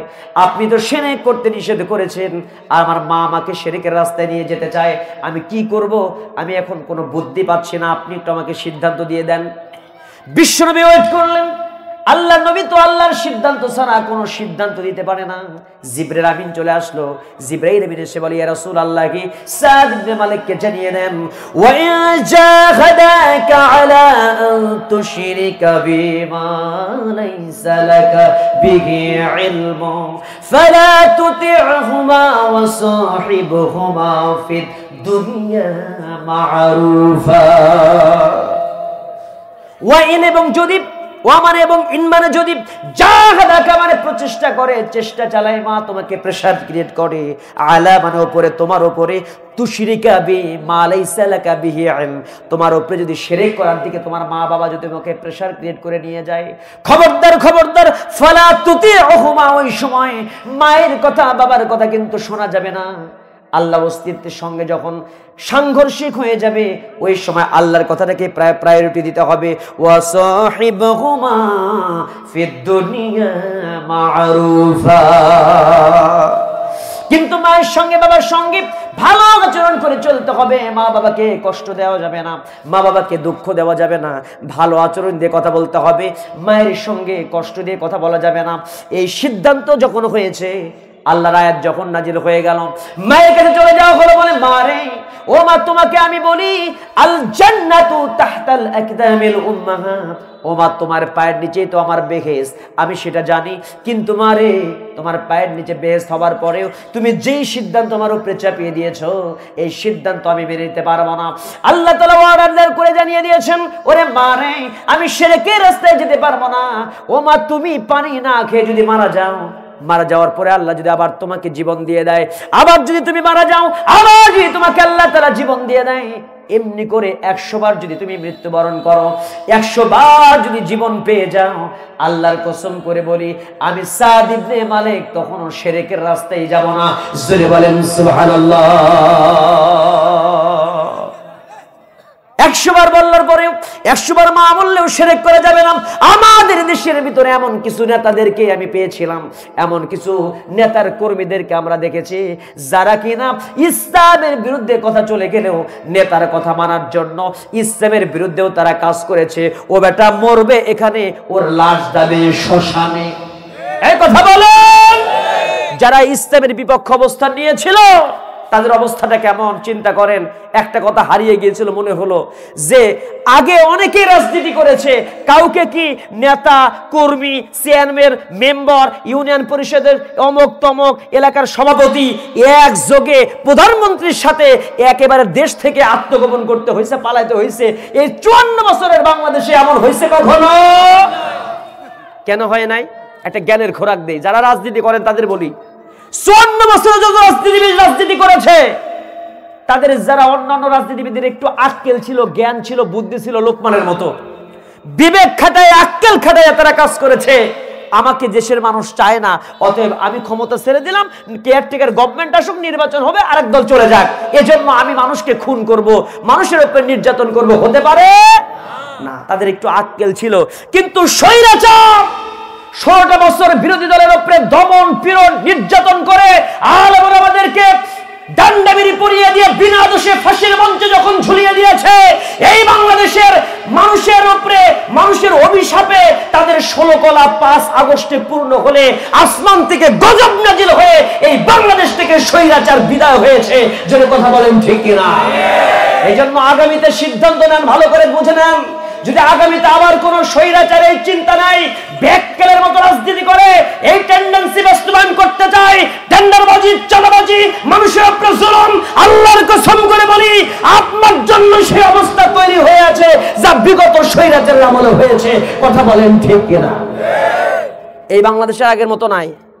একজন তো কাপড় চোপড় নিয়ে পালাইছে, এমন যেন না হয় শ্রীলঙ্কার মতো যে কাপড় খুলে জাঙ্গা খেয়ে দৌড় মারা লাগে। কথা কয় না? কথা বলেন, এমন যেন না হয়। এজন্য বিবেক খাটান, বিবেক খাটিয়ে মানুষের কল্যাণে কাজ করেন, এই দেশের মানুষ আপনাদেরকে ভালোবাসবে। কথা কয় না? কিন্তু এমন জীবন আপনি গঠন করলেন, একটা কুকুর রাস্তায় মরলে বলে ইন্না লিল্লাহি। কি কষ্ট হচ্ছে আপনাদের? আমি যে জ্ঞানের কথাগুলো বলছি কষ্ট হচ্ছে? ভাই একটু বুঝেন তো। একটা কুকুর মরলে বলে ইন্না লিল্লাহি ওয়া ইন্না ইলাইহি। আর একটা মানুষ যখন মারা যায়, সে মানুষ বললে ফেসবুকে তাকে পোস্ট দিয়ে বলে যে শয়তান একটা মরছে, 16 বছর জ্বালায়া খাইছে, আলহামদুলিল্লাহ। আছে না? কুকুর বললে ইন্নালিল্লাহ, মানুষ বললে। আমি কি বানায় কথা বলতেছি? কবি বলেছেন, এমন জীবন করিও না গঠন, মরিলে কাঁদিবে তুমি, হাসিবে তামাম ভুবন। এমন জীবন মরিলে হাসিবে তুমি, কাঁদিবে তামাম ভুবন। আজও আল্লামা সাঈদীর জন্য এই বাংলাদেশের মানুষ কাঁদে কি কাঁদে না? আজও অসংখ্য আমারকে বিনা দোষে যাদেরকে ফাঁসিদের মঞ্চে দেয়া হয়েছে, তামাম পৃথিবীর মানুষ তাদের জন্য চোখের পানি ফেলে কাঁদে, আজও তাদের জন্য দোয়া করে। আর সেই সমস্ত স্বৈরাচারদের নাম সেই ইতিহাসের পাতায় সেই স্বর্ণাক্ষরে লেখা থাকবে না, নিকৃষ্ট ভাবে লেখা থাকবে। আবু জেহেলের নাম যেখানে লেখা থাকবে ওই স্বৈরাচার নাম সেখানে থাকবে, নমরুদ, ফিরআউন, হামানের নাম যেখানে লেখা থাকবে ওই স্বৈরাচারের নাম সেখানে লেখা থাকবে। বলেন ঠিক কিনা? Islam is a dominant force, but it is not dominated. খবরদার, ইসলাম এই দুনিয়ার সব নিয়ন্ত্রণ করবে। ইসলামকে কেউ যদি কন্ট্রোল করতে চায়, আল্লাহ বলেছেন ইউরিদুনা লিউতফিউ নূরাল্লাহি বিআফওয়াহিহিম ওয়াল্লাহু মুতিম্মু নূরিহি ওয়ালাউ কারিহাল কাফিরুন। জালেমরা শুনে রাখো, কাফেররা শুনে রাখো, ইসলাম এই পৃথিবীর জমিনে থাকবে, ছিল, আছে, কিয়ামত পর্যন্ত থাকবে।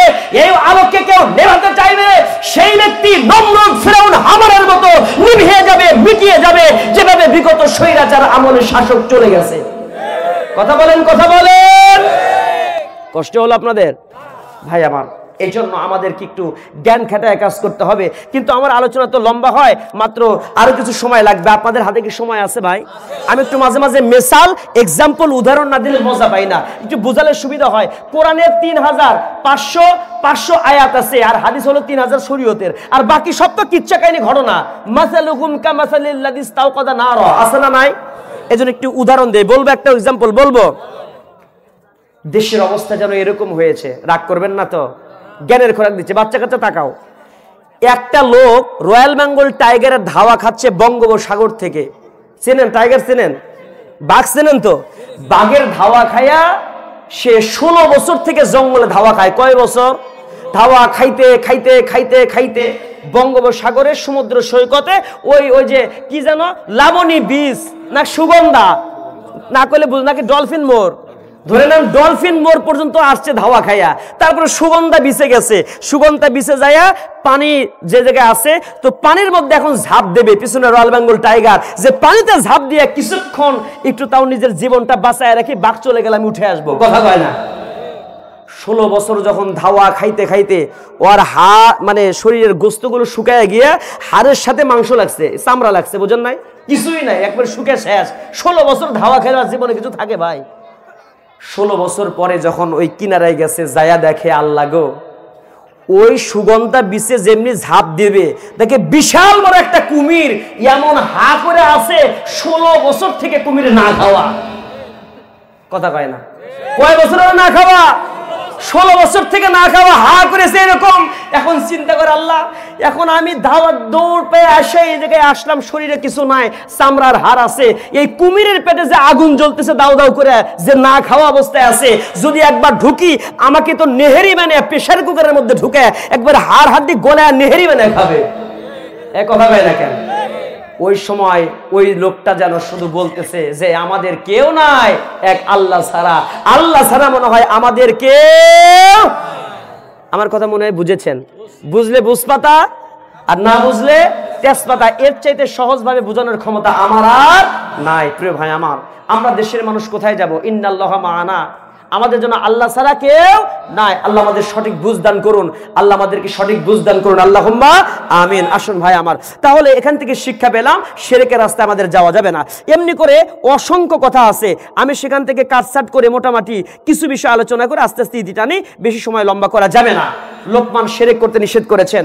আপনি যখন আপনার সন্তানকে কার সঙ্গে পরিচয় করিয়ে দিয়েছেন? আল্লাহ তখন বান্দা ছোট্ট কলিজার টুকরা সন্তানকে আপনার সামনে বাবা মার মর্যাদা উচ্চ আসনে আসীন করে দিল। জোরে বলেন সুবহানাল্লাহ। ওয়াসাইনাল ইনসানা বিওয়ালিদাইহি হামালাতুহু উম্মুহু ওয়াহনান আলা ওয়াহনিন ওয়া ফিসালুহু ফি আমাইন। আল্লাহু আকবার বলেন না? চিৎকার দিয়ে বলেন আল্লাহু আকবার। আল্লাহ বলছেন পৃথিবীর সব সন্তানরা, ইনসান, হিন্দুর সন্তান তুমিও শোনো, খ্রিস্টানের সন্তান তুমিও শোনো, মুসলমানের সন্তান তো শুনবেই। বাবা মার সাথে ভালো আচরণ করো। মা তোমাকে ওয়াহনান আলা ওয়াহনিন, কষ্টের পর কষ্ট সহ্য করে পেটে ধরেছে, ওয়াফিসালুহু ফি আমাইন, 2 বছর পর্যন্ত দুধ পান করিয়েছে। এই মাকে কষ্ট দেওয়া যাবে না। সংক্ষেপে বলি, কোন ব্যক্তি যদি জীবনে উন্নতি চায়, বাবা জীবনে কি চায়? উন্নতি চায়, সফলতা চায়, হায়াত বৃদ্ধি চায়, সে যেন বাবা মার কাছ থেকে দোয়া নেয়। আর বাবা মার কাছ থেকে দোয়া নিলে তার জীবনের সকল দিক থেকে সফলতার কাঙ্ক্ষিত মঞ্জিলে যেতে পারবে। আল্লাহুম্মা আমিন কয় না? আমি যখন আজ থেকে 7 দিন আগে বাড়ি থেকে বের হইছি, মার কি প্রয়োজন সেটাকে শুনছি। মা কি লাগবে? কয় কিছু টাকা লাগবে। পকেট থেকে টাকা বের করে দিয়ে তারপরে বলছি মা আমার জন্য একটু দোয়া করেন। বাবার মুখ থেকে ফু নিয়েছি, মায়ের মুখ থেকে দোয়া নিয়ে ফু নিয়ে এসেছি। আল্লাহ আমার বিপদ দেয় না। আমি এই বিগত আমার আলোচনার বয়সে অসংখ্যবার আমাকে টেনে এই পাঞ্জাবি ছিঁড়ে দেওয়া হয়েছে।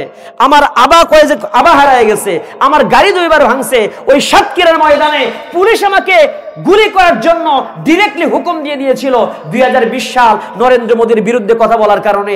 সেই রকম সিচুয়েশনে আল্লাহ আমাকে সেভ করে দিয়েছে। সে সারা রাত ধরে ওই পাথরের ভিতরে পালায় থাকছি, তারপরে সকালবেলা এসে একটা গাড়ি দিয়ে আমাকে ওই কমিটি পার করে দিয়েছে। ওই রকম কঠিন মুহূর্তে আল্লাহ আমার জীবন রক্ষা করেছে। আমি বিশ্বাস করি কোরআনের বরকতে এবং বাবা মার দোয়ার কারণে। কথা বুঝতে পারছেন? বাবা মার অসংখ্য ঘটনা আছে। বাবা মার দোয়ার কারণে 3 জন ব্যক্তি গর্তের ভিতরে ঢুকেছে। আমি ওটা বলবো না, লম্বা কথা। 3 জন ব্যক্তি মরুভূমির ভিতরে আশ্রয় নিয়েছে গর্তের মধ্যে। তো হঠাৎ করে পাহাড়িয়া গুহায় আশ্রয় নেওয়ার পরে আটকে গেছে পাথর, একটা পাথর আটকে গেছে। এখন ওখান থেকে বের হবে কেমনে? বের হওয়ার কোনো সুযোগ নাই। একটা ছেলে দাঁড়িয়ে গিয়ে বলে, আল্লাহ আমাদের ভালো ভালো আমলগুলো দাঁড়িয়ে যাই, আল্লাহর কাছে বলি, আমল কবুল হলে এই সবের কারণে হয়তো আল্লাহ কবুল করলে বের করে দিতে পারে। প্রথম নাম্বারের লোকটা দাঁড়ায় গিয়ে বলে, আল্লাহ আমি আমার মাকে বাবাকে এত ভালোবাসি, বাবা মাকে না খাওয়ানো পর্যন্ত আমি আমার কলিজার টুকরা সন্তানদেরকেও কোনোদিন খাবার। আল্লাহ এই আমল যদি তোমার কাছে পছন্দ হয়, ও মাবুদ এই 3টা ব্যক্তি আমরা গুহার মধ্যে আটকে গেছে, আল্লাহ বের করে দাও। আল্লাহ কবুল করে নিয়ে একটুখানি সুন্দর ফাঁকা করে দিয়ে আলোর ব্যবস্থা করে দিল। সুবহানাল্লাহ কয় না? আরেকটা ব্যক্তি 2 নম্বরে সে প্রার্থনা করে বলে, আল্লাহ আমার লাইফে আমি যৌবনকালে আমার চাচাতো বোন ছিল, তাকে প্রেমের প্রস্তাব দিয়েছিলাম, তার সাথে অনৈতিক কাজে লিপ্ত হতে চেয়েছিলাম। আমি তাকে একটা সময় দুর্ভিক্ষ আসলো, ও যখন আমাকে বলল কিছু টাকা দাও, ও দিতে পারি একটা শর্তে, আমি যা বলবো তাই শুনতে হবে। একটা ঘরে নির্জন কক্ষে নিয়ে তার সাথে আমি অপকর্মে লিপ্ত হলাম। সে সময় বোনটা আমাকে বলল, তুমি কি আল্লাহকে ভয় করো না? আমার সাথে এই কাজগুলো করলে আল্লাহর কাছে কি জবাব দিবে? সেই ভয়ে ওই যে আমি সেদিন থেকে ভালো হয়ে গেছি, জীবনে আর ওই অন্যায় কাজ। আল্লাহ একটু সুন্দর করে বের করে দিলেন, ফাঁকা করে দিলেন, এখনো বের হওয়ার সুযোগ হয়নি। তৃতীয় ব্যক্তিটি বলে, আমার বাড়িতে রাখাল নিয়েছিলাম, সেই রাখাল চলে গেছে টাকা না নিয়ে। ওই ব্যক্তিটাকে আমি সুন্দর করে ওই রাখালের টাকাটাকে দিয়ে আমি ছাগল কিনলাম, গরু কিনলাম, উটের পাল হলো, একটা পর্যায়ে সব আমি তাকে দান করে দিলাম। আল্লাহ সেই দিনের আমল কবুল হলে আমাদেরকে বের করে দাও। সুবহানাল্লাহ কয় না? 3 জনকে বের করে দিছে, বিপদ মুক্ত হয়েছে। as-সাদাকাতু তারুদ্দুল বালা, বালা মুসিবত দূর করতে যেমন সাদাকা প্রয়োজন, বাবা মার দোয়া প্রয়োজন। বাবা মার দোয়ার কারণে মানুষের ভাগ্যের পরিবর্তন হয়, সন্তানের ভাগ্যের পরিবর্তন হয়। কথা বলেন? সেই বাবা মার সাথে ভালো আচরণ করবে কারা কারা? হাত তোলেন তো। রাজি আছেন তো সবাই? আল্লাহ প্রত্যেককে বাবা মার খেদমত করে এই দুনিয়া থেকে যেন জান্নাত অর্জন করে বিদায় হবার তৌফিক দান করেন। আল্লাহুম্মা আসন। লোকমানে হাকিমের 3 নাম্বার পয়েন্টে চলে গেলাম। তার সন্তানকে কি উপদেশ দিয়েছিল কিছু বলেছি, একটু আংশিক আছে বলি, কষ্ট হচ্ছে। হযরত লোকমান সুন্দর করে তার সন্তানকে উপদেশ দেয়, উপদেশ দিয়েছেন। আর 15টা মিনিট আপনাদের হাতে আছে ভাই। কয় মিনিট? এখন থেকে আর 15 মিনিট আমার আপনাদের হাতে কি সময় আছে? 15 মিনিট দোয়া সহ লাগবে। 10 মিনিট আলোচনা করব, সময় আছে আপনাদের হাতে? শুনবেন? কারা কারা শুনবেন হাত তুলতে হবে। ওরে বাপরে বাপ, একজনও বাদ যান না, হাত নামান। আল্লাহ সবাইকে কবুল করুন, আমিন। আসেন এই 2-3টা পয়েন্ট বলে আমি শেষ করব। খুব ইম্পর্টেন্ট একটা পয়েন্ট আছে সামনে, এটা বলেই টানবো। আল্লাহ তাআলা বলে দিয়েছেন, কোরআনে ঢুকিয়েছেন, কথাগুলো আল্লাহর না, কথাগুলো কার? এতক্ষণ কার কথা বললাম? লোকমানের কথা। সেটা আল্লাহর কাছে পছন্দ হয়েছে, আল্লাহর কোরআনে ঢুকাইছে, কথা কয় না? কিন্তু কথাগুলো মূলত কার? লোকমানের। আল্লাহর কোরআনে আসার কারণে আল্লাহর হয়েছে। লোকমান তার সন্তানকে বলেছিল, ইয়া বুনাইয়া আকিমিস সালাহ, নামাজকে কি করো? কায়েম করো। আমরা নামাজের কথা বলেছি, আমি অধিকার যাব না, নামাজের কথা শেষ। 3য় নম্বরে চলে গেলাম। 4র্থ নম্বরে লোকমান বলছে, ওয়া'মুর বিল মা'রুফ, সৎ কাজের আদেশ দাও, ওয়ানহা আনিল মুনকার, আর অসৎ কাজে কি দাও? ন্যায় কাজে আদেশ দিতে হবে, অন্যায় কাজে বাধা দিতে হবে। এরপরে একটা শব্দ বলছে ভাই, এটা খুব ভালো করে শুনবেন। লোকমান বলছেন, অসবির, সবর করো, আমরের সিগা। আলা মানে উপরে, মা মানে যখন আসা বাকা, বিপদে বালা মুসিবত যখন তোমার উপরে চেপে বসবে, ওই বিপদ বালা মুসিবতের সময় তুমি সবর করো। কি করো? এরপরে একটা লোকমান সত্য একটা সুন্দর কথা বললেন, যেটা খুব মারাত্মক।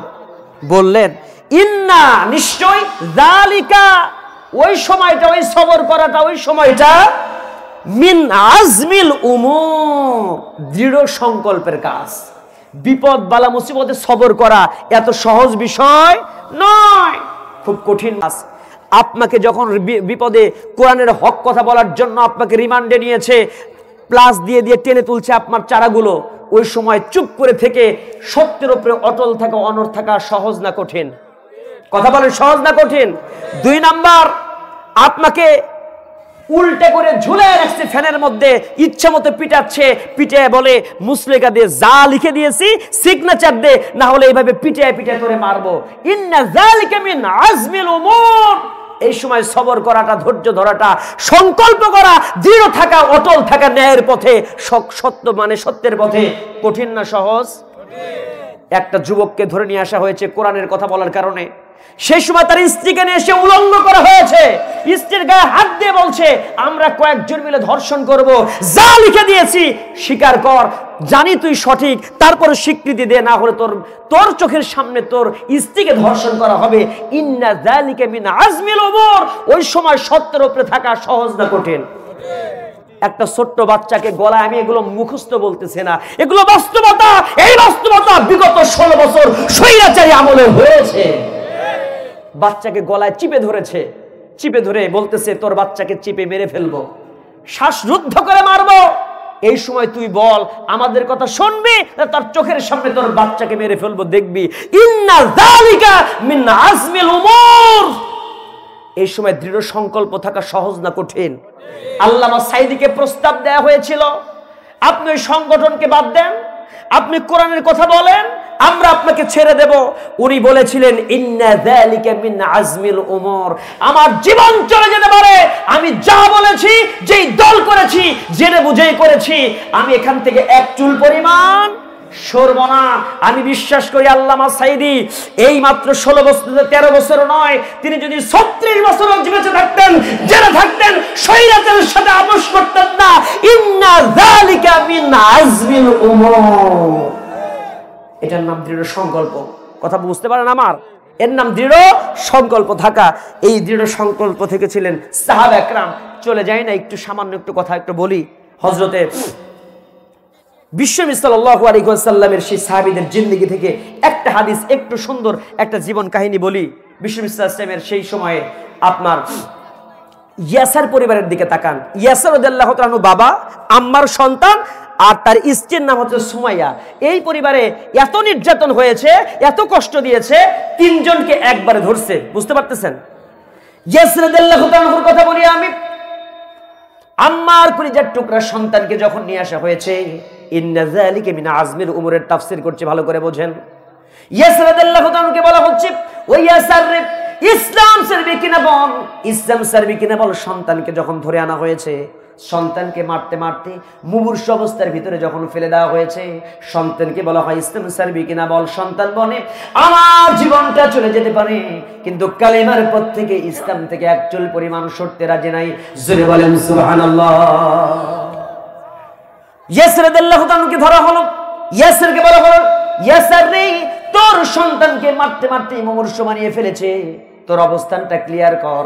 তুই কি লাত মানাতের পূজা করিস, নাকি তোর সন্তান যে রাস্তায় আছে তুই একই রকম ওই রাস্তার মধ্যে থাকবি? এই সময় ইয়াসর রাদিয়াল্লাহু তাআলা বলেন, ও কাফির বেঈমান আবু জেহেল, উতবা, শাইবারা, শুনে রাখ রে, আমার সন্তান তো ইসলামের কথা বলেছে। আমিও ইয়াসর অনেক আগে ইসলাম কবুল করেছি, আমিও সেই কালেমার ঘোষণা অনেক আগেই দিয়েছি। আমি পড়ে নিয়েছি কালো জয় কালেমা লা ইলাহা ইল্লাল্লাহু মুহাম্মাদুর রাসূলুল্লাহ সাল্লাল্লাহু আলাইহি ওয়াসাল্লাম ইসলাম কবুল করলেন। ইসলাম কবুলের কথা যখন ইয়াসর রাদিয়াল্লাহু তাআলা বললেন, ইন্না যালিকা মিন আজমিল উমুর বলছে, ইয়াসরকে ধরে নিয়ে আসা হলো। তার ডান পায়ের সঙ্গে উটের রশি বাঁধা হলো, বাম পায়ের সঙ্গে বাঁধা হলো। উটের রশি বেঁধে যখন দুই দিকে 2 উট টান দিয়ে যখন চালিয়ে দিয়েছে, মাঝখান থেকে ইয়াসর রাদিয়াল্লাহু তাআলা দ্বিখণ্ডিত হয়ে জান্নাতের মেহমান হয়ে দুনিয়া থেকে শহীদ হয়ে গেছেন। যিনি বলেন সুবহানাল্লাহ। এই সময় ইয়াসর রাদিয়াল্লাহু তাআলা দুনিয়া থেকে বিদায় হয়ে গেলেন। চোখের সামনে সুমাইয়া রাদিয়াল্লাহু তাআলা আনহা স্বামীকে যখন চোখের সামনে শহীদ হতে দেখেছেন, সুমাইয়াকে বলা হলো, সুমাইয়া রে, তোর স্বামীর যে অবস্থা করেছে, তোর অবস্থাটা ক্লিয়ার কর। তুই কি ওই পথে অটল থাকবি? ইন্না যালিকা মিন আজমিল উমুর, ওই দৃঢ় সংকল্পের উপরে থাকবি।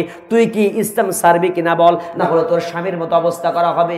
এই সময় সুমাইয়া রাদিয়াল্লাহু তাআলা বললেন, ও মক্কার কাফির বেঈমান বান্দা শুনে রাখ, আমার স্বামীকে আমার চোখের সামনে মেরেছিস, আমার সন্তানকে আঘাত করেছিস, আমার চোখের সামনে আমার স্বামীকে মেরে ফেললি, জেনে রাখ অমনি করে আমাকেও যদি দুনিয়া থেকে বিদায় করা হয়, আমি আমার ইসলাম থেকে, দিন থেকে এক চুল পরিমাণ সরতে রাজি নাই। জোরে বলেন সুবহানাল্লাহ।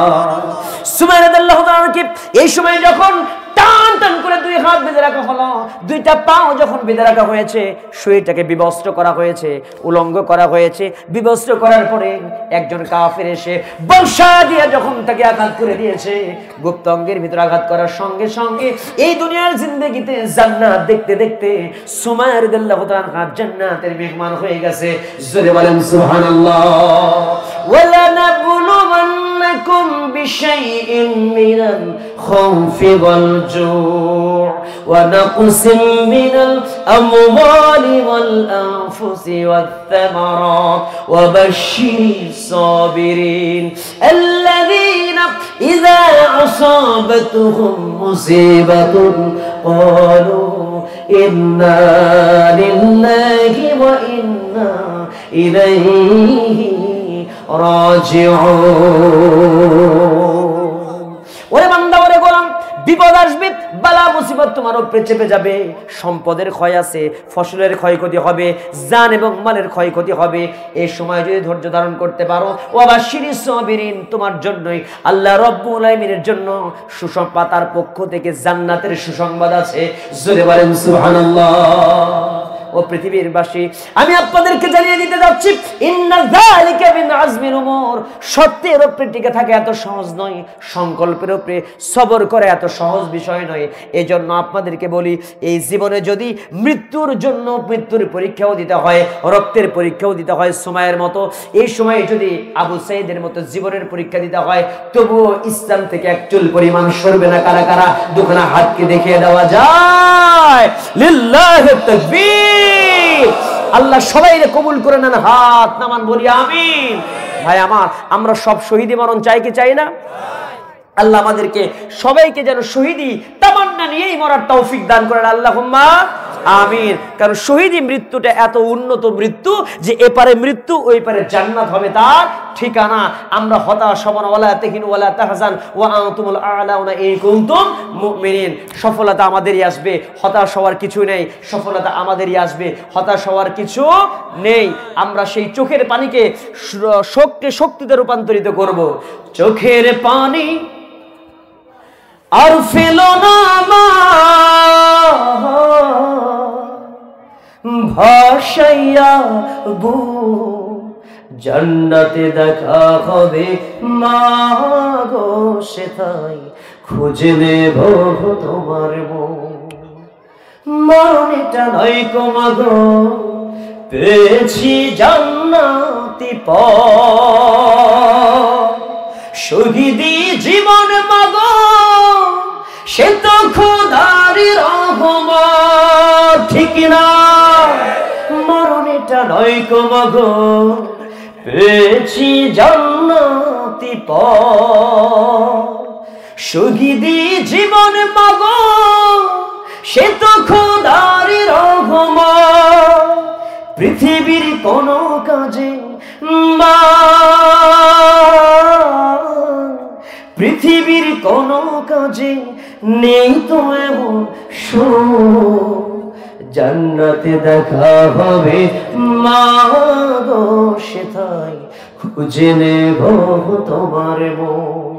জান্নাতে দেখা হবে মা গো, সেথায় খুঁজে নেব তোমার মন।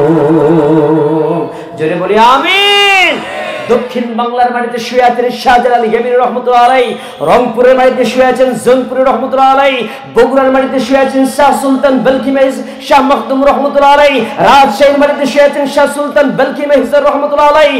আল্লাহর এই জমিনে আল্লাহর দ্বীনকে বাস্তবায়ন করার জন্য এক হাতে ইসলামের ঝান্ডা নিয়ে, আর এক হাতে ইসলামের ঝান্ডা, আর এক হাতে এই সময় সুন্দর করে তলোয়ার উঁচু করে দিয়ে দিন ইসলামের জন্য কখনো রাজা পরশুরামের বিরুদ্ধে, কখনো গৌর গোবিন্দের বিরুদ্ধে, ইসলামের বিরোধী শক্তির বিরুদ্ধে জীবন বাজি রেখে লড়াই করেছেন। যেমন করে তেমনি করে যদি সেই শাহ মখদুমের মতো, খান জাহানারের মতো করে বীর বিক্রমে বাতিলের বিরুদ্ধে লড়াই করতে হয়, জীবন বাজি রেখে দ্বীনের জন্য লড়াই করতে রাজি কারা কারা দোকান হাত আল্লাহকে দেখায় দাও মুসলমান।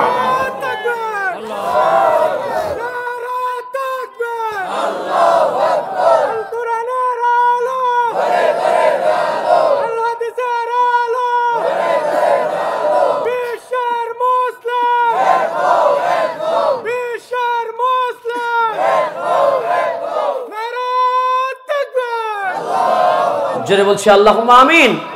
আলহামদুলিল্লাহ। ভাই আমার ভাই আমাকে টাইম দিয়েছিলেন 12টা পর্যন্ত, অলরেডি 12:03 বেজে গেছে। তো আর কথা না বাড়িয়ে, আর অনেকগুলো পয়েন্ট আছে, আর ওদিকে যাওয়ার সুযোগ নাই। শেষ কথা হচ্ছে যে শেষ করে দেই, কি বলে? আমি তো শেষ করে দিছি, আরো চলবে? একটা লোক ওটা নাই, আরো শুনতে রাজি আছেন? হায় আল্লাহ, কি বলে? রাত 12টা বাজে তাও শুনবেন? হায় আল্লাহ, আপনাদের এখন আগ্রহ আছে? আল্লাহ রে আল্লাহ, আল্লাহ আপনাদের কবুল করুন।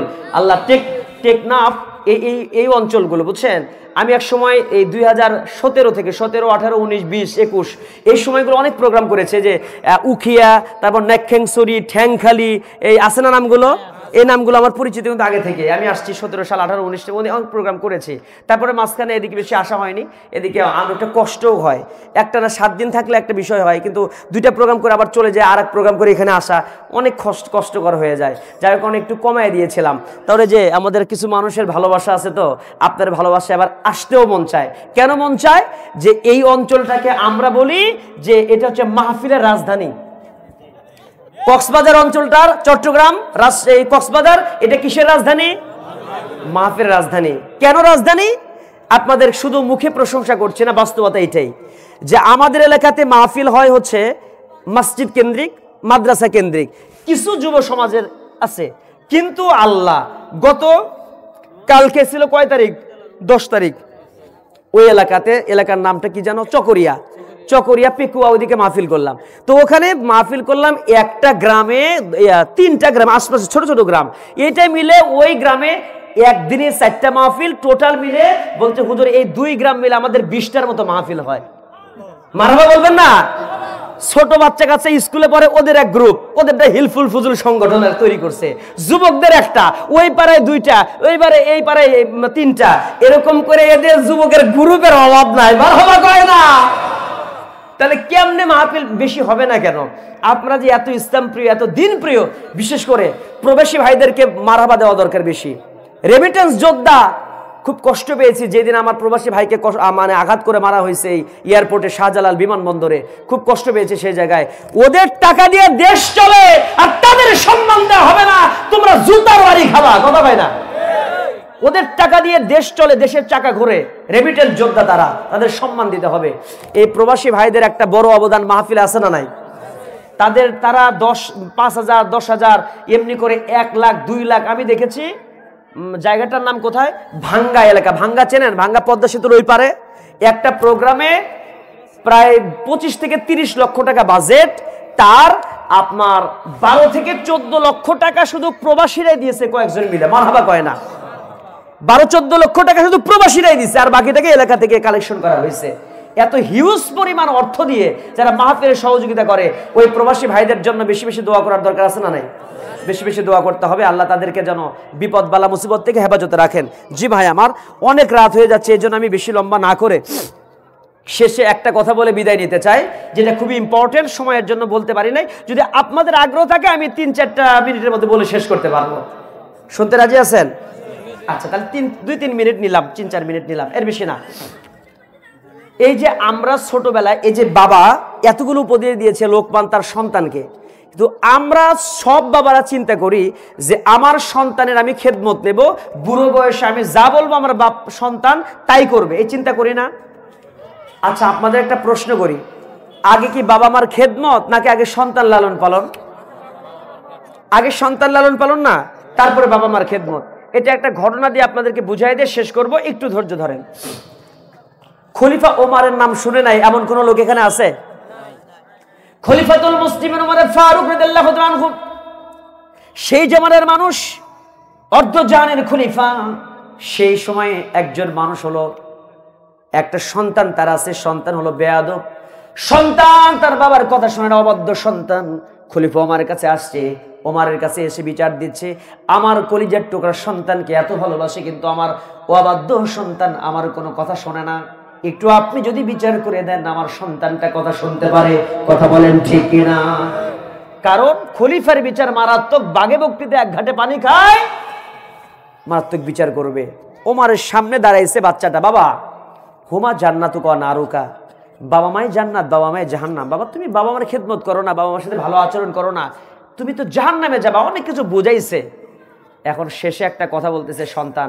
খলিফাতুল মুসলিমিন একটা প্রশ্ন করতে চায়, শুধু কি কোরআন হাদিসে বাবা মার খেদমতের কথা আছে, নাকি এই কোরআন হাদিসের ভিতরে বাবা মারও দায়িত্ব আছে সন্তান লালন পালনের? কথা কিন্তু মারাত্মক, বুঝতেছেন আমার কথা? খলিফা তো প্রশ্ন শুনে অবাক। বাবা সবার আগেই তো সন্তান লালন পালনের বিষয়গুলো আছে, এরপরে না বাবা বৃদ্ধ হবে। সন্তান যখন ছোট বাচ্চা, বাবা তখন যুবক, বাবা যখন বৃদ্ধ, সন্তান তখন যুবক, তখন তো খেদমত আসবে। একটু জানতে চাই একজন বাবার কি কি দায়িত্ব থাকে সন্তান লালন পালনের, লোকমানের সাথে মিলায় নেন। তারপর আপনি প্রশ্ন করবেন যে আমার সন্তান কেন কথা শোনে না। সেই সময় খলিফা বলতেছে, নাম্বার 1, প্রথম নাম্বার, বাবার দায়িত্ব হচ্ছে বাবা বিয়ে করার আগে সিদ্ধান্ত নেবে যে আমার সন্তানের মাটা কেমন। নদীর পানি ঘোলা ভালো, জাতের মেয়ে। কথা বুঝতেছেন? বাবাকে সিদ্ধান্ত নিতে হবে আমার স্ত্রীটা কেমন হবে, সন্তানের মাটা কেমন হবে। সে কি খান্নাস মার্কা হবে, দাজ্জাল মার্কা হবে, সে কি খারাপ হবে না ভালো হবে, সিদ্ধান্ত নিতে হবে। 2 নম্বরে সন্তান পেটে আসতে পড়ে মায়ের কিছু কাজ আছে, বাবার কিছু কাজ আছে। বাবার কাজটা হলো সন্তান যখন পেটে আসছে ওই সময় মাকে টাকা যদি স্বামীর কাছে না থাকে, সুদের উপরে টাকা নিয়ে হলেও 42 ইঞ্চি একটা টেলিভিশন এনে দিতে হবে এবং ওয়াইফাই কানেকশন করে দিতে হবে। আর রিমোট কন্ট্রোল হাতের মধ্যে দিয়ে বলতে হবে একটা একটা করে গান দেখো আর হিন্দি সিরিয়ালগুলো দেখো, আটকে আছে গুলি মারো। ঠিক না? এটা ঠিক? ঠিক না ভুল? আমি কই ঠিক না, কই ঠিক। পেটে বাচ্চা থাকলে বউ ঘরতে বের হতে পারে না, টেলিভিশন দিয়ে বউর এক সময় গান দেখায়। এমন এমন এমন জেন্টলম্যান আছে না নাই? ভদ্র মানুষই কইলাম, ভদ্র ভাষা আছে আছে। সন্তানকে যদি আপনি পরহেজগার বানাতে চান, আবু বকরের জীবনী পড়াতে হবে। যদি মেয়ে সন্তানকে রাবিয়া বস্তির মতো, আয়েশা সিদ্দিকার মতো বানাতে চান, তাদের জীবনী পড়াতে হবে। সন্তানকে যদি বীর মুজাহিদ বানাতে চান, খালিদ বিন ওয়ালিদের জীবনী স্ত্রীকে পড়াতে হবে। ওই সন্তানের উপরে ওই প্রভাবগুলো বিস্তার হবে, পড়বে। আর আপনি সন্তানকে শোনাবেন নাহাগিনী নাহাগিনী, ও বের হয়ে আসার পরে বলবেন নাহাগিনী নাহাগিনী। কথা বোঝে না? আমার কথাই বোঝেন? তাহলে এগুলো টেলিভিশন না। যেই মা যত পর্দাশীলা, পেটে বাচ্চা নিয়ে বাইরে বের হয় না, ওই সন্তানটা তত ভদ্র, তত আল্লাহওয়ালা, তত ব্রেন বুদ্ধিওয়ালা হয়। মারহাবা কয় না? সুবহানাল্লাহ বলেন। যে মায়ের পেট খোলা, শয়তান সন্তানটা হবে বেহায়া, মেয়ে হলো বেহায়া, কারণ ওই পেটে থাকা অবস্থায় মাই তো বেহায়ার মধ্যে ঘুরছে। কথা বোঝেন নাই? কিয়ামতের আলামত এসে গেছে, তাই তো ঘরের মেয়েরা রাস্তায় নেমেছে। বলবো কিয়ামতের আলামত এসে গেছে, তাই তো ঘরের মেয়েরা রাস্তায় নেমেছে। বোরকা পরা বোরকা সারা হাট বাজারে ঘুরে তারা, কেউ বাবার বোরকা পরে মুখটা খোলা রেখেছে। আছে না নাই? কিয়ামতের আলামত এসে গেছে, তাই তো ঘরের মেয়েরা রাস্তায় নেমেছে। মাকে পর্দাশীলা রাখতে হবে। 2 নাম্বার, সন্তান যখন ভূমিষ্ঠ হয়ে যাবে, বাবার দায়িত্ব হচ্ছে সন্তানের ডান কানে আজান দেবে, বাম কানে কামত দেবে। ডেলিভারি রুম থেকে বের করার পরে সন্তানটা যখন 7 মাস 7 দিন বয়স হয়ে যাবে, এই 7 দিনের মধ্যে আকিকা করাবে, সুন্দর নাম রাখবে, ইসলামিক নাম রাখবে। এরপরে মাথার চুলগুলো ফালায় দিয়া, মাথার চুলের যত পরিমাণ ওজন হয়, ওয়েট হয়, ততটুকু সোনা অথবা রূপা পরিমাণ অথবা টাকা, সোনা রূপা পরিমাণ টাকা দান করে দিতে হবে। জোরে বলেন মারহাবা। এরপরে সুন্দর করে সন্তানকে আদব কায়দার শিক্ষা দিতে হবে, দ্বীন ইসলামের শিক্ষা দিতে হবে, কোরআন হাদিস পড়াতে হবে। আল্লাহ রাসূল বলেছেন তলাবুল ইলমি ফারিদাতুন আলা কুল্লি মুসলিম, প্রত্যেক নর এবং নারী, প্রত্যেক মুসলমানের জন্য ইসলামী শিক্ষা দেওয়াটা প্রত্যেক বাবা মার জন্য ফরজ দায়িত্ব। সন্তানকে শিক্ষা দিতে হবে, জোরে বলেন ঠিক কিনা। এরপরে সন্তানকে কোরআন হাদিস শিক্ষা দেওয়ার পরে আপনি যদি সন্তানকে জজ, ব্যারিস্টার, উকিল, মুক্তার বানানোর সমস্যা নাই, ওই সন্তানটা তখন ভালো হয়ে পৃথিবীর জমিনে চলতে পারবে। এই সময় সন্তান যখন প্রশ্ন করেছেন খলিফাতুল মুসলিমিনের সামনে, এরপরে সন্তান দাঁড়িয়ে বলতেছেন, খলিফাতুল মুসলিমিন, আমার বাবা এগুলোর একটা কাজও করে নাই, জোরে কর নাউজুবিল্লাহ। নাম্বার 1, আমার বাবা বিয়ে করেছে এমন একজন মেয়েকে, আমার মাটাকে আপনি কি জানেন, আমার মা হলো নর্তকী, এখানে ওখানে ড্যান্স পরিবেশন করে বেড়ায়, রূপবানে না আছে, কোমর দোলাইয়া, এমন কিছু শব্দ আমরা শুনতে পাই কি পাই না? কোন মা যদি পেটে বাচ্চা নিয়ে, টেলিভিশনের ভিতরে দেখলাম সময় টেলিভিশনে একটা নিউজ করেছিল, একটা মেয়ের নাম পরিমণি, তার পেটের ভিতরে বাচ্চা নিয়ে জন্মদিনের ভিতরে ড্যান্স পরিবেশন করে, সে বলে রোগী ডান্স, লুঙ্গি ডান্স, লুঙ্গি ডান্স, কথা কয় না? এ যুবক কথা বলো, পেটের মধ্যে বাচ্চা নিয়ে মা যদি লুঙ্গি ডান্স মারে, 2022-এ জন্ম হয়, 2045-এ বড় হয়, ও ছেলে তখন বলবে মা দিছে লুঙ্গি ডান্স, এখন আর চলে না, আমি দেব লুঙ্গি ছাড়া খালি ডান্স, কথা কয় না? কথা বলেন, কথা বলেন। মা যেমন সন্তান। এরপরে আমার বাবা করছে কি জানেন, আমার বাবা বিয়ে করছে নর্তকীকে, তার যার মা হলো ড্যান্সার, নর্তকী, সে তার সন্তানকে কি ভালো আদব শেখাবে, কথা কয় না? 2 নাম্বার, আমার বাবা আকিকা করছে কিনা আমার জানা নাই, আমার নামটা পর্যন্ত ভালো রাখে নাই, মানুষের নাম আব্দুর রহমান, আব্দুল্লাহ, আমার বাবা আমার নাম রাখছে খান ফাসা, যার বাংলা অর্থ হলো চামচিকে, কথা কয় না? কি শিখে? বল্টু, লালটু, মিন্টু, টুনটু, টুনটু, কথা কয় না? এগুলো উল্টা পাল্টা নাম আছে না, ওগুলো নাম রাখবেন কেন? নাম রাখবেন আব্দুল্লাহ, নাম রাখবেন আব্দুর রহমান, আব্দুর রহিম, সুন্দর সুন্দর কত নামই তো আছে, কথা কয় না? আচ্ছা, এরপরে আমার বাবা করছে কি জানেন, আমার বাবা কোরআন এবং হাদিসের শিক্ষা দেয় নাই, আদব কায়দা শিখায় নাই। এখন বলেন দোষটা আমার না দোষটা আমার বাবার? বিচার আপনিই করেন, বিচারটা আপনাদের উপরে দিলাম, এখন আপনিই বলেন বিচারটা যদি আপনি করেন তাহলে বিচারটা কার উপরে যাবে, বাপের উপরে আগে না সন্তানের উপরে আগে যাবে? সন্তানের উপরে। কারণ কি, এটা বলি শেষ করব। এটার নাম কি? চা, এর ভিতরে কি আছে? পানি আছে। একটা ইংরেজি সেন্টেন্স আমরা জানি, education is the backbone of a nation. শিক্ষা জাতির কি দণ্ড? মেরুদণ্ড। পানির অপর নাম ওয়াটার ইজ লাইফ, পানির অপর নাম কি? জীবন। এই পানিতে 1 ফোঁটা বিষ দিলাম, এখন এই পানির নাম কি হবে? নৈতিক শিক্ষা জাতির, যেই শিক্ষা অর্জন করার পরে ধর্ষণের সেঞ্চুরি করে, যেই শিক্ষা অর্জন করার পরে একজন এমপি হয়, এমপি হয়ে রাস্তা নির্মাণ করে, ব্রিজ বানায়, যেখানে রাখবে রড, সেখানে রডের বদলে, কথা না কয় না, বাঁশ ঢুকায়। একজন ইঞ্জিনিয়ার রডের বদলে বাঁশ ঢুকায় দিল। একজন ডাক্তার, যারা লাগবে ইনজেকশন, তারে করে অপারেশন, বুঝেন নাই? যার ভিতরে আল্লাহর ভয় নাই, শিক্ষাই অর্জন করছে, যাকে এমপি বানালেন, প্রাইম মিনিস্টার বানালেন, আল্লাহর ভয় নাই, ওই শিক্ষা অর্জন করে কোথায় কিভাবে লুটপাট করে খাওয়া লাগবে, দেশের টাকা লুটপাট করে বিদেশে পাঠায়, ওই শিক্ষা জাতির মেরুদণ্ড হতে পারে। যে শিক্ষা অর্জন করার পরে একজন জাজ হয়, ব্যারিস্টার হয়, সুমনের মতো আল্লামা সাঈদীকে ফাঁসিতে ঝোলানোর জন্য, আর স্বৈরাচারের পক্ষ থেকে তাকে ক্ষমতায় বসিয়ে রাখার জন্য যেই ব্যারিস্টার কাজ করে, ওই শিক্ষা জাতির মেরুদণ্ড হতে পারে। আদর্শের শিক্ষা, যেই শিক্ষা অর্জন করলে পরে সে আল্লাহকে ভয় করবে, যে কিনা কবরের আযাবকে ভয় করবে, দুনিয়ার মানুষের শান্তির জন্য কাজ করবে, ওই শিক্ষা আপনি দেন। আপনার জানাজা পড়ার জন্য আর ভাড়াটিয়া কোনো লোক আনতে হবে না, আপনার ছেলে আপনার জন্য জানাজা পড়াবে, রব্বির হামহুমা কামা রব্বায়ানি সগীরা বলে দোয়া করবে। আর এমন সন্তান আপনি বানান, জানাজা নামাজ পারে না, ইহরাম বাঁধতে হবে, আল্লাহু আকবার, ইহরাম। এমন লোকের পিছনে ঘোরেন আপনারা, ইহরাম হাত এরম করে বাঁধে,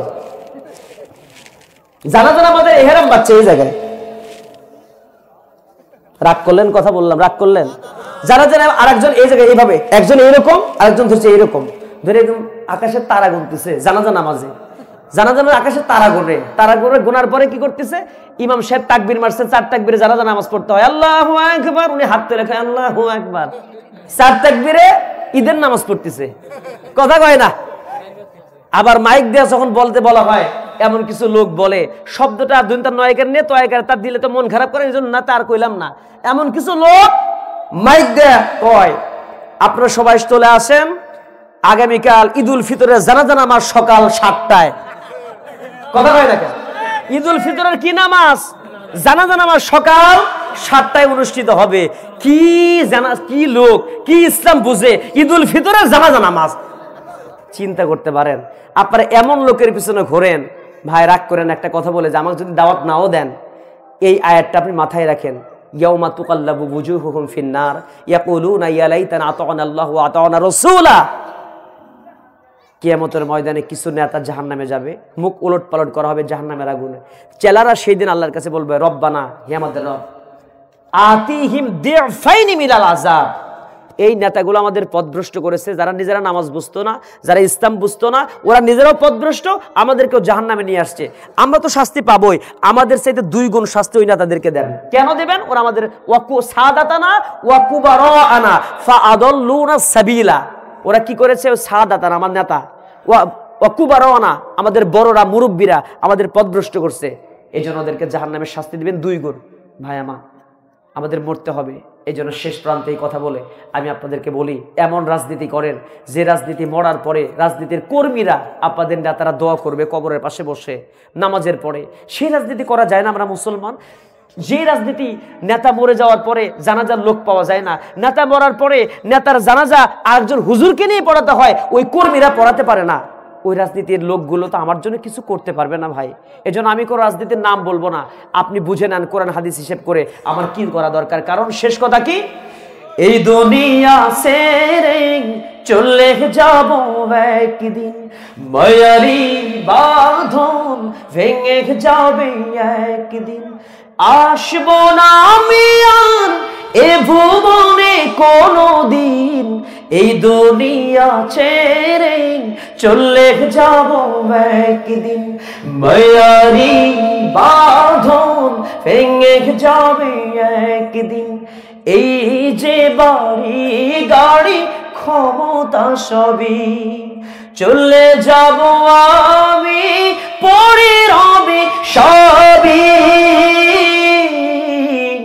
এই যে বাড়ি গাড়ি ক্ষমতা সবই চলে যাব আমি, পড়ে রবে সবই, দুনিয়ার মায়া সব চলে যাবে একদিন, এই দুনিয়া ছেড়ে চলে যাব একদিন, মায়ারি বাঁধন ভেঙে যাবে একদিন, ঠিক না?